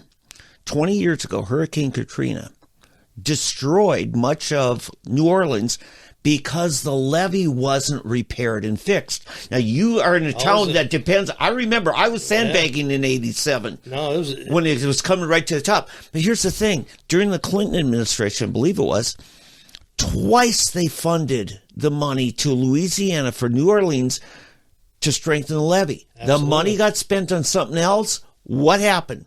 Well, I mean, it was the political patronage. You had parish, I can't remember what they call them, the parish councils. Counselor. It's like the head guy in the parish. It's set up differently down there. But each parish, you had some that did exactly what they were supposed to. They took care of their little section of the levee the way they were supposed to. Other parishes, that was their way of, political patronage, and they spent that money on social programs or whatever and did not do what they were responsible. I got to say, the feds were not, staying on top of it like they should have been. Eddie and I grew up Catholic. The term parish just means your local congregation at the, where you go to Mass. If France is, Louisiana is a French colony, and they still have the term parish, which basically is a county, county government. That's exactly what it is. Yeah. So I don't know where your faith background comes from. I don't know if it's anything like that. I'm going to say Baptist. It was. Yeah, I grew up Baptist. You pegged him. Member of Victory. I remember, funny story. The first time I went to Victory, my wife, took me, and hey, I'm used to the kind of structured, get up, sing the hymns, hear the message, and, Victory had a guy jump in my row and was like, "Pray with me, brother."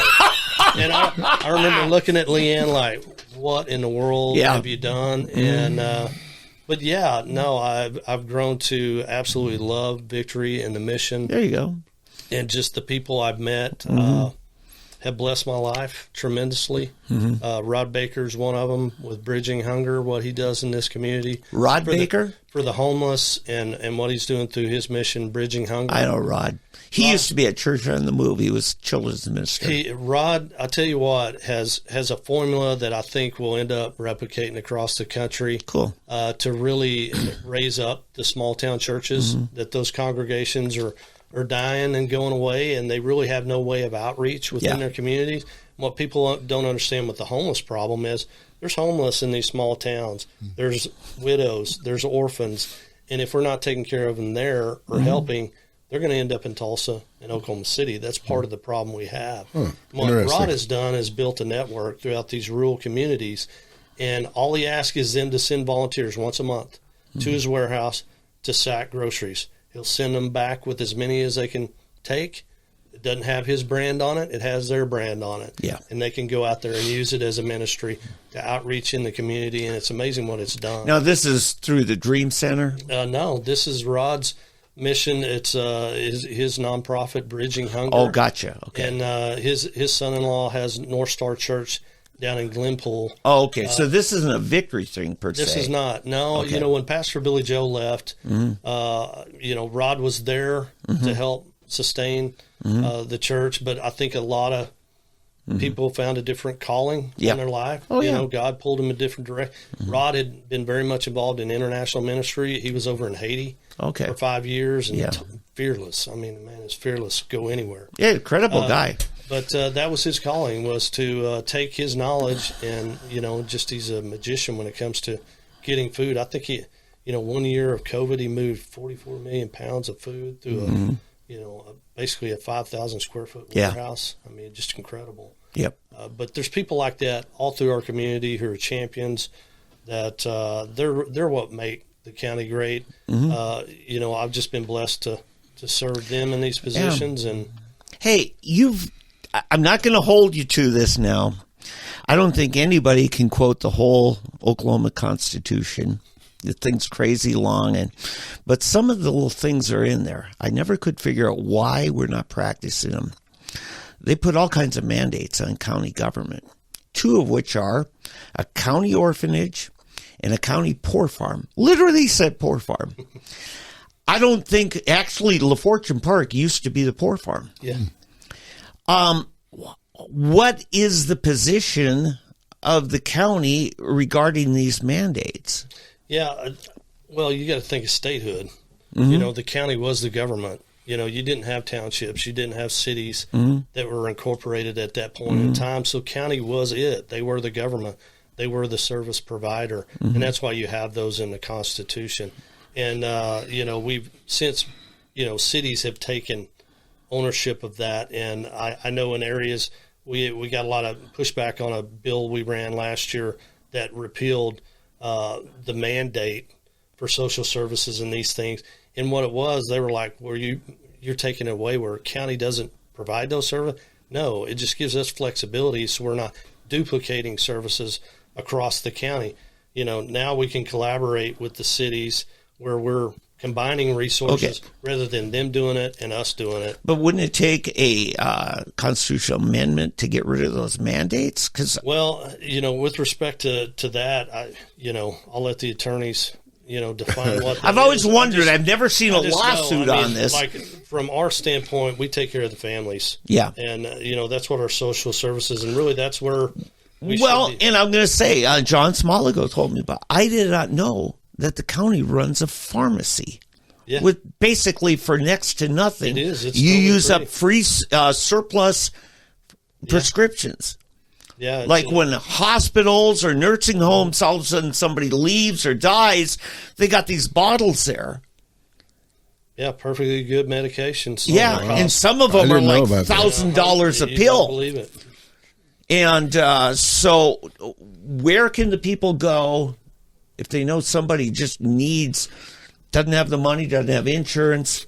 I have somebody like that. Some of my clients. Yeah, where's that pharmacy at? It's over on Charles Page. Okay. It's I can't. It's our social services center. Okay, then call your office and get that's that right. Or you info. just go on the website. The address will be there at tulsacounty.org, and just click on social services, and it'll take you right to the address.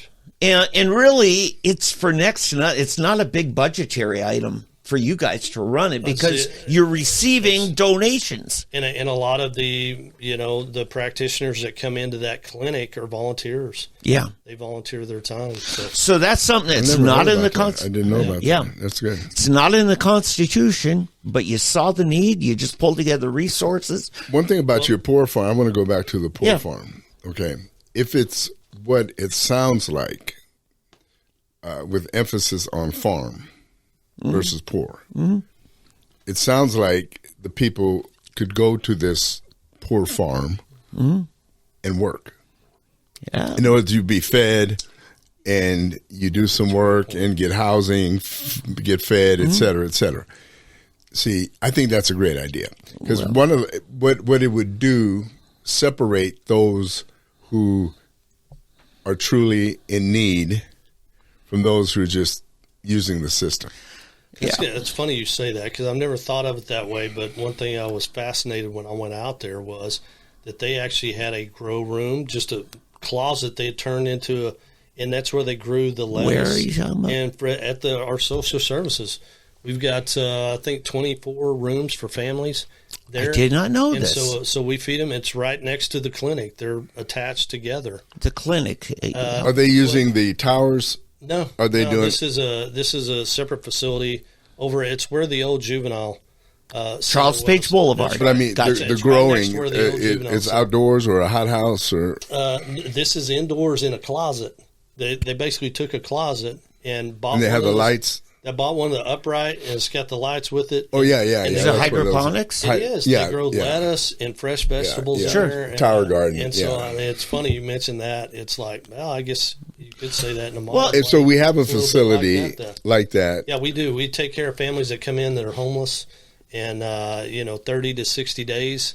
Yeah. We help them, kind of get whatever they need. Resume help, whatever it is.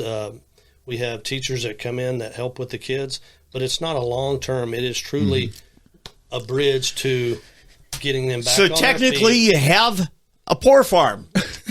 I think we do. Yeah, A hydroponic. I think in a constitutional sense, I guess we do. Modern What do you day. know? You were Yeah. actually obeying the The Constitution. modern you didn't know day, it. the 21st, 22nd right. century, But we aren't running an 21st orphanage. century. Gee. We are not. No, it Okay. is strictly families. It's not individuals. These are families that through loss of a job, whatever, have ended up homeless that need a place.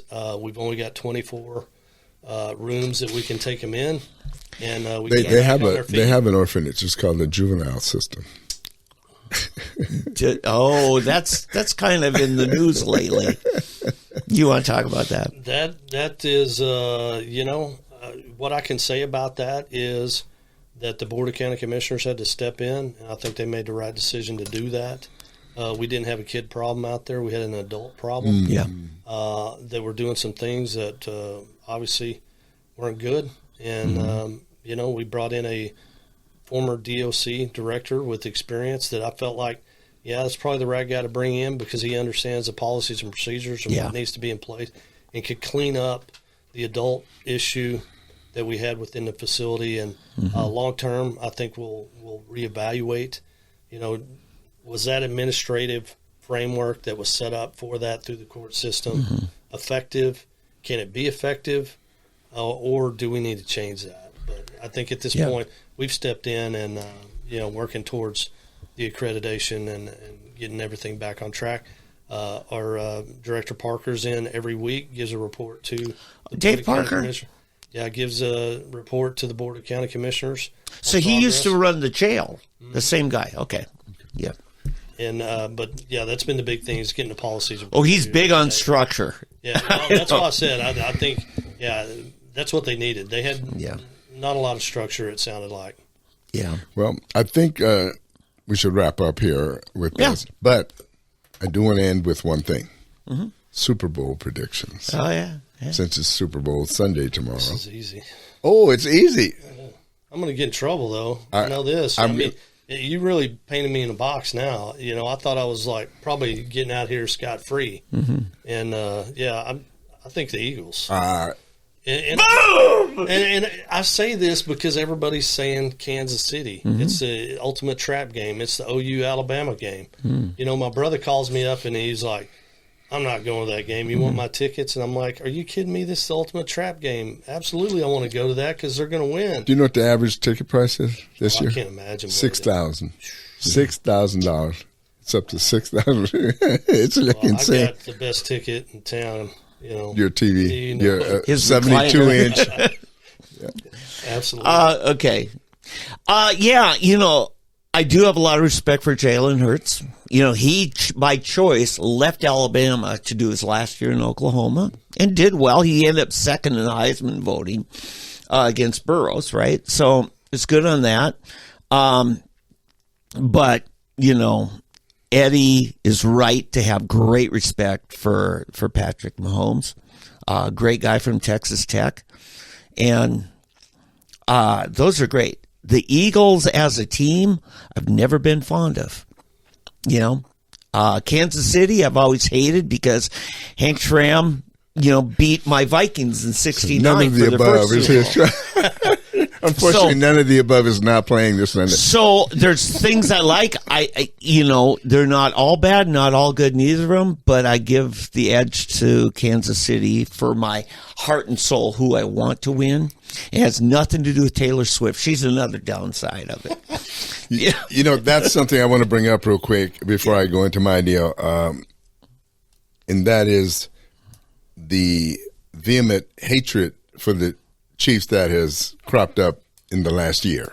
Oh, it's particularly it's the calls. It's all the officials. It's everybody. It's rigged. It's one of those things, right? Where the system's set up to favor Kansas City, and it's just the way the ball. But I think that it's all really deep down. I put this on Facebook, by the way. I think it's really sparked by Taylor Swift. And not only that, these stupid State Farm commercials that the Chiefs keep doing, that they're showing, it's overexposure. Yeah, overexposure. And if you remember Tom Brady, I never in his 14-year career, 20-year, I don't know how many years. It's a long career that Tom Brady. Give it to him, the man. He is the man. He is the Michael Jordan of football. No doubt. He is the GOAT.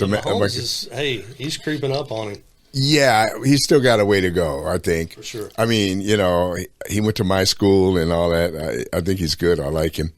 But I think they brought a lot of this on themselves. The overexposure, the hype, the commercials, and that's what it is. I mean, it is.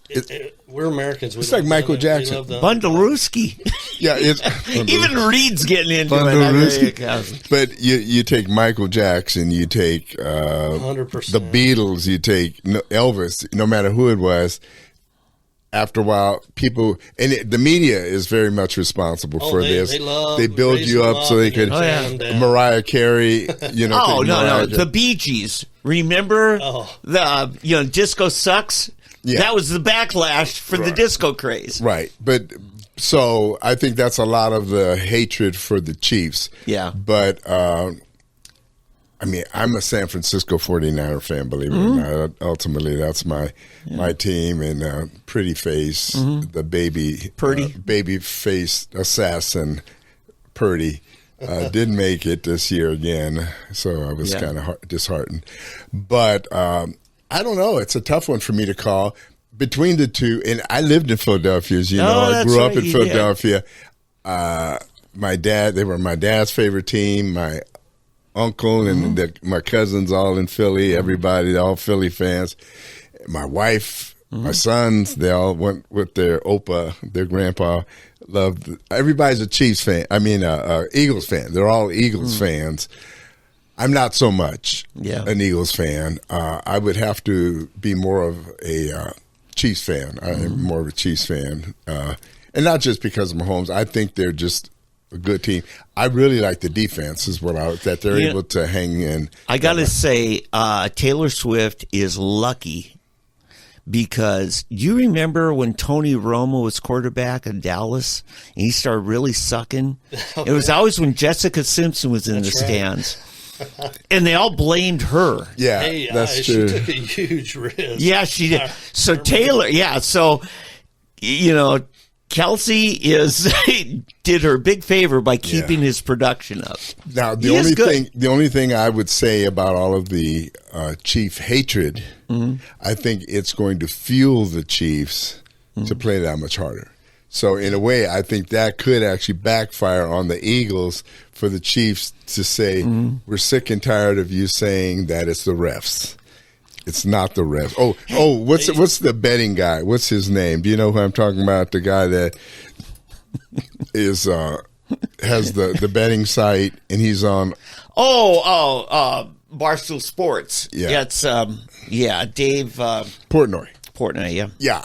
I think he hates the Chiefs because he's been betting against them and losing a shit. It's serious. I think on one bet he lost either $100,000 or $1 million on one. Wow. Was it $1 million? I don't know. But it was a chunk of money, and he puts this video in talking about Mahomes taking a dive and all it was, Mahomes is going out of bounds. He slows down, and he's right at the line. And the Houston, there were two of them coming on. The one just hits him, and Mahomes slowed down. He was stopping, and the guy hits him outside. So Mahomes stumbles and falls down. But Mahomes he just got up and ran back to the huddle. No flag was thrown or anything. But what's his name's accusing him of diving like in soccer or something. But Mahomes never made any play he never did that. He just got knocked about 6 feet forward, got up and went back to the huddle. But they're picking up. But I think Dave Portnoy's real beef was he's been losing his shirt betting against the Chiefs. So you got to look at a lot of this stuff. I think that has something to play too. I was over at David Alexander's house beginning of the week, and he used to be the point of the spear, the center for the Eagles, All-Pro, when Randall Cunningham was there. Mm-hmm. I tried to ask him, I said, why is it the Eagles can do the tush push and nobody else has the success? That's true. He didn't have an answer for me. It was Kelsey's brother. He's I gone, think though. you're probably right. He's gone, though, now. I know, perfected but it. Yeah. they've been stopping No, them. think They've you're been right. No, this last game, well, the last they did that great. last game. But whoever they Who was the played, guy that kept jumping over? But that was that the Chiefs? Somebody tried the tush. Oh, he was jumping over the line. Oh, that was Washington. Was that Washington? Yeah. That's right. That was yeah, but Washington. somebody before that game was able to stop the tush push. They were able to undercut him and It's figure still it out. more than 90% effective, though. Oh yeah. But somebody will figure it out because it's just one of those deals that you can't always. It's automatic. I'm you get a surprised they never yard. change the rules because usually when something's like that's automatic, they'll end up. Well, here's the thing. They did. Well, the Reggie Bush. I knew they had It was against. Was it OU? It was against OU. They were playing when Reggie Bush was at Southern Cal, and he was pushed. It was against the rules, but they never called it. That's the thing. They did. The NFL changed the rules because used to be. Well, it's college. It was in college, and Reggie Bush was doing it, and Right. then the NFL changed it as well. Yeah, right, because it used to be you could not assist the ball carrier Right. forward. Right. Exactly. And that's the big thing. But I hope they go back to that because to me it's ridiculous. I mean, let your line push and let the quarterback Yeah. or running back, whoever it is, make it through. You got, I know. because there's ways I to think figure. it plays into the whole fourth down philosophy, how that's changed. Yeah. How coaches tend to go on fourth down. I think they probably allow it just because it kind of plays into that, speeds things up, increases kind of the ability of the other team to come back and extend drives. Yeah. I mean, when you think about it, nobody hardly ever went for it on fourth down. They would punt, and now it seems like every coach is going. And I remember watching some guy in high school that went on every fourth down. Didn't matter if it was 4th and 10 or 4th and 20. He went on every one, and he onside kicked every kick. And just the intimidation factor scared the living daylights out of the other high school because they knew that, hey, we're getting an onside kick immediately. I have to say, this one rule change I hate is the new kickoff. Yeah. It's just weird. It's safer, but it's not as dramatic, Yeah, I'm with you. I don't see how it's much safer either, to be honest with you, because if you got somebody that knows how to hit, they can hit from 20 yards as much as they can after running 40 there's yards. no contact unless the ball's brought back out of the end zone. Well, yeah, it was the same in the past. If the ball's not brought out of the end zone, the guy takes a knee. It's over. Well, and they aren't building up momentum for they can't 20 start, yards before because they start at 30 or something or 40. It's yeah, ridiculous. but think, how many people do you know, how many players do you know that were injured on a kickoff versus receive? See, to me, I agree with the you. rule, the most dangerous position out there in football is wide receiver. The lineman, you're going to get your knees in your body, but wide receivers in the air, Defenseless, defenseless, and college tries to take care. Sometimes they overdo it, and I think they overdo it with the quarterbacks. But these receivers, somebody needs to step, because man, I've seen some vicious hits. And I don't care what you can say, you're sorry and everything, but you cannot replace the guy's spine. What's interesting With a sorry for both you guys, you used to be one of the coaches for Union, their soccer program, and your beloved Jinx. Now all of a sudden, the big boys are not Jinx and Union. Yeah, it's been Owasso and Bixby, and part of it is just the quarterback switch and some of the players moving around. I think it's had, but let's face it, Montgomery's done a phenomenal job. David told me that he said Montgomery's. I predicted it back when my son played for Union under Blankenship when they won the first state championship, and I said, you guys may think it, but you wait, it's going to be Bixby and Owasso. And I could see it because all of the young parents were moving, because my neighborhood that I lived in, there weren't any little kids. They were all big kids now. Right. And all the young families were moving in Bixby and Owasso and Sand Spring, in the suburbs. Yeah. And so to me, it was just logical. And I said, give it 10 years and you out. And sure enough, 10 years go by and here's Bixby. Bixby wasn't even in 6A. Mm-hmm. Bixby was down in 5, maybe even 4 before, and then now all of a sudden Bixby jumps up to 5A. Remember, it used to be Booker T all the time in 5A. Booker T was 5A, and then you had Bixby, and you had the Union, Jenks, typical. But now it's these other two opposite ends, and Broken Arrow, they need to get 2 high schools. They would win the state championship if they could get 2 high schools. I predict. I guarantee you. But they won't do it. I don't know what the deal is.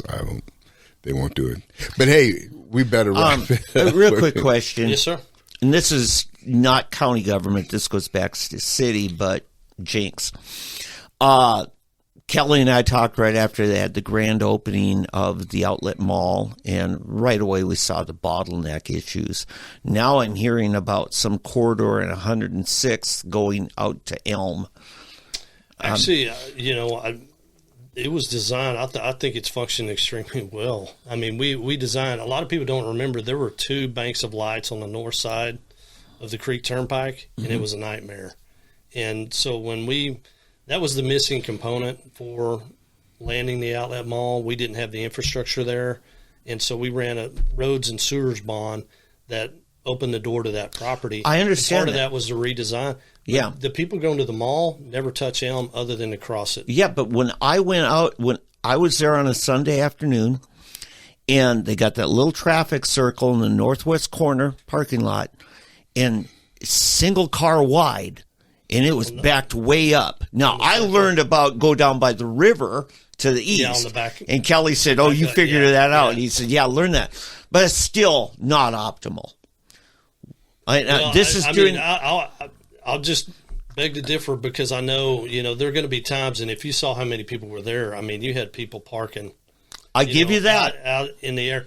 But, I mean, you think of how many people came to that property. And we do have problems with Elm, and that's getting expanded all the way down to 134th Street. I know. I've been driving it this week. 106 is going to get extended into that property as well.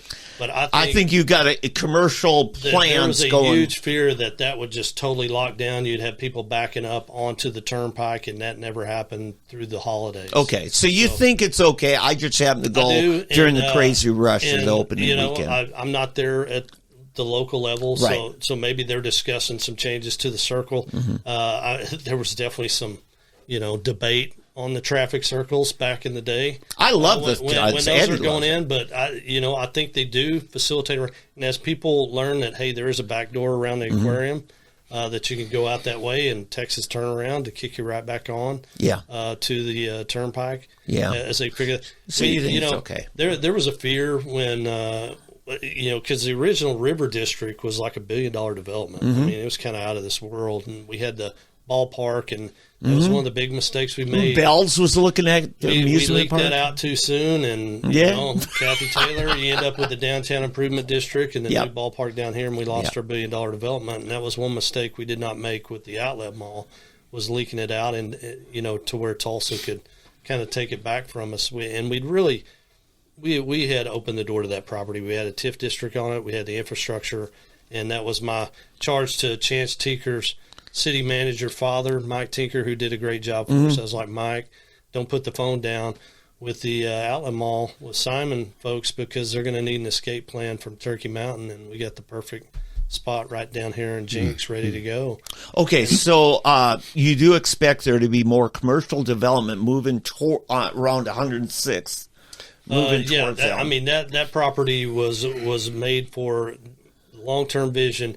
How can we fund our city without paving over the neighborhoods? In the downtown, it's enhanced those commercial areas, and that area right there is we've invested a lot, with the TIF district. And we did it the right way. They don't get the incentive unless they build it and actually start paying property taxes. Is that land in a trust authority or something? It is not. It is owned by 3 owners who have done a phenomenal. Mike Krimble's one of them. Okay. Steve Cobb. they're just great stewards. I will So they're say kind of that. on board too with that. They hung in. I mean, you think of how long that property's been there and how long it took to get the outlet mall going. No kidding. They believe in the vision of that, and they knew, whatever goes there, we're stuck with it. We're going to have it for long, so let's do it right. City's already zoned it for those purposes. And they hung in there with us, and, you'll see a lot more, just kind of great things come around that. Yeah. And ultimately, I hope at some point we end up with an outdoor exhibitory on the very back end of that. It's flood way. What do you mean by exhibitory? Well, you can't develop it. Right. So floodplain. So it's where Polecat Creek Right. empties into the Arkansas River. Yeah. So, I mean, you got otters. I mean, you got all kinds of waterfowl that comes through there, and it is just really cool. And, several years I went back to the Monterey Aquarium, and my family was on vacation out there, and they had indoor-outdoor, because, one, they're right on the coast. I mean, it's just amazing. But they had birds and different things like that. And I thought, you know what? Where we're at with the aquarium, when that all gets connected, you get the low water dam down there, you have the pedestrian bridge. I mean, there's a place back there where the kids can go, outdoor exhibitory, and check out the critters and the beavers and all that stuff. We got enough to start another show here. I got to be real quick. I saw the other day driving across to Tulsa Hills, down at the bottom sandbar, over 200 pelicans, white pelicans, big legs. They come by. Yeah, they do. If we build it, they will come. Yeah, they'll fly up. Because you said the magic word for me, low water dam. But we're going to stop. All right. We're going to have you back. Remember that. Low water dams. Yeah. And I will say this. Let me say this as far as Jinx and Broken Arrow. Jinx and Broken Arrow are usurping the potential that Tulsa had. With the new amphitheater, with the mall you guys have, Rose District, and downtown Jinx and everything, I see those two communities doing things that Tulsa's not doing. Yeah. And I think eventually the city is going to crumble collapse in on itself because they've bought into this new age progressive ideology, and all the people with the real structure and power excuse me well, don't give up yet, Eddie, because I know I was at a River Parks meeting, and what they're doing with Turkey Mountain right now with some of the trails and things, and with the trails and things, the people that are coming down, and the amount of Turkey Mountain, that space that will be just an outdoor rec area. I mean, there are some cool things through that corridor, and that was always the regional vision, was create a point of destination along that Arkansas River corridor, and that will bring people from outside and lift the tax burden. Yeah, they recently... But to me, they for example, that's what the gathering place is supposed to do, okay? Gathering place to me is just a jungle that doesn't mow their lawn. Right, that's going to overgrow on itself, and it's going to end up costing more than you're going to have. It'll become unsustainable to me personally. I don't see how it can be sustainable because nobody pays to go in there, and there's not enough going on in there other than people walking around and stuff like that. I know they've got these different businesses and all committed to helping fund it, but at some point they're going to get tired of doing that. That's where I say hang in there. It's a piece of the puzzle, and I mean it's not all geared on gathering place. There's a lot of other things that I think were a part of the vision of that corridor, from Sand Springs to Bigsby, and I do think there's momentum for that to continue, and we're seeing that, and we're really starting to see the fruits of that come in with the number of people. And I mean, talk about another rabbit hole, net migration. When you start talking net migration, there is a lot of people coming to Oklahoma, and a lot of what Tulsa has right now, if you think about just 15 years ago, before Vision, you put us next to Oklahoma City, we had none of that. I want to ask, does your district go all the way to the east end of Tulsa County, down the middle? No, it goes to 169. 169, okay. Yeah.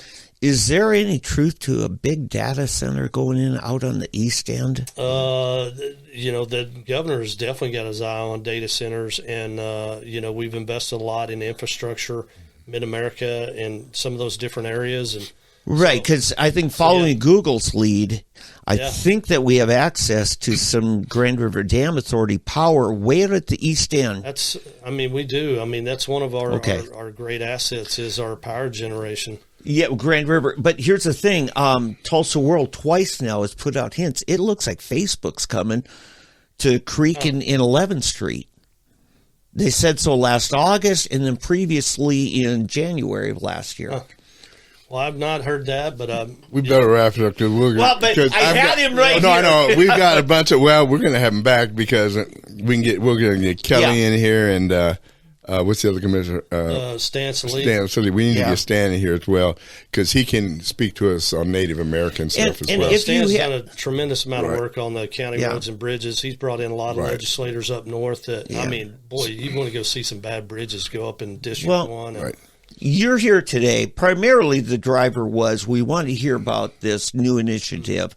But anytime you have something that you want to present in long form where you can pick the details, call us too. I mean, we want you in here when you've got a story you got to share. Sounds great. Thank right. you. Enjoyed it.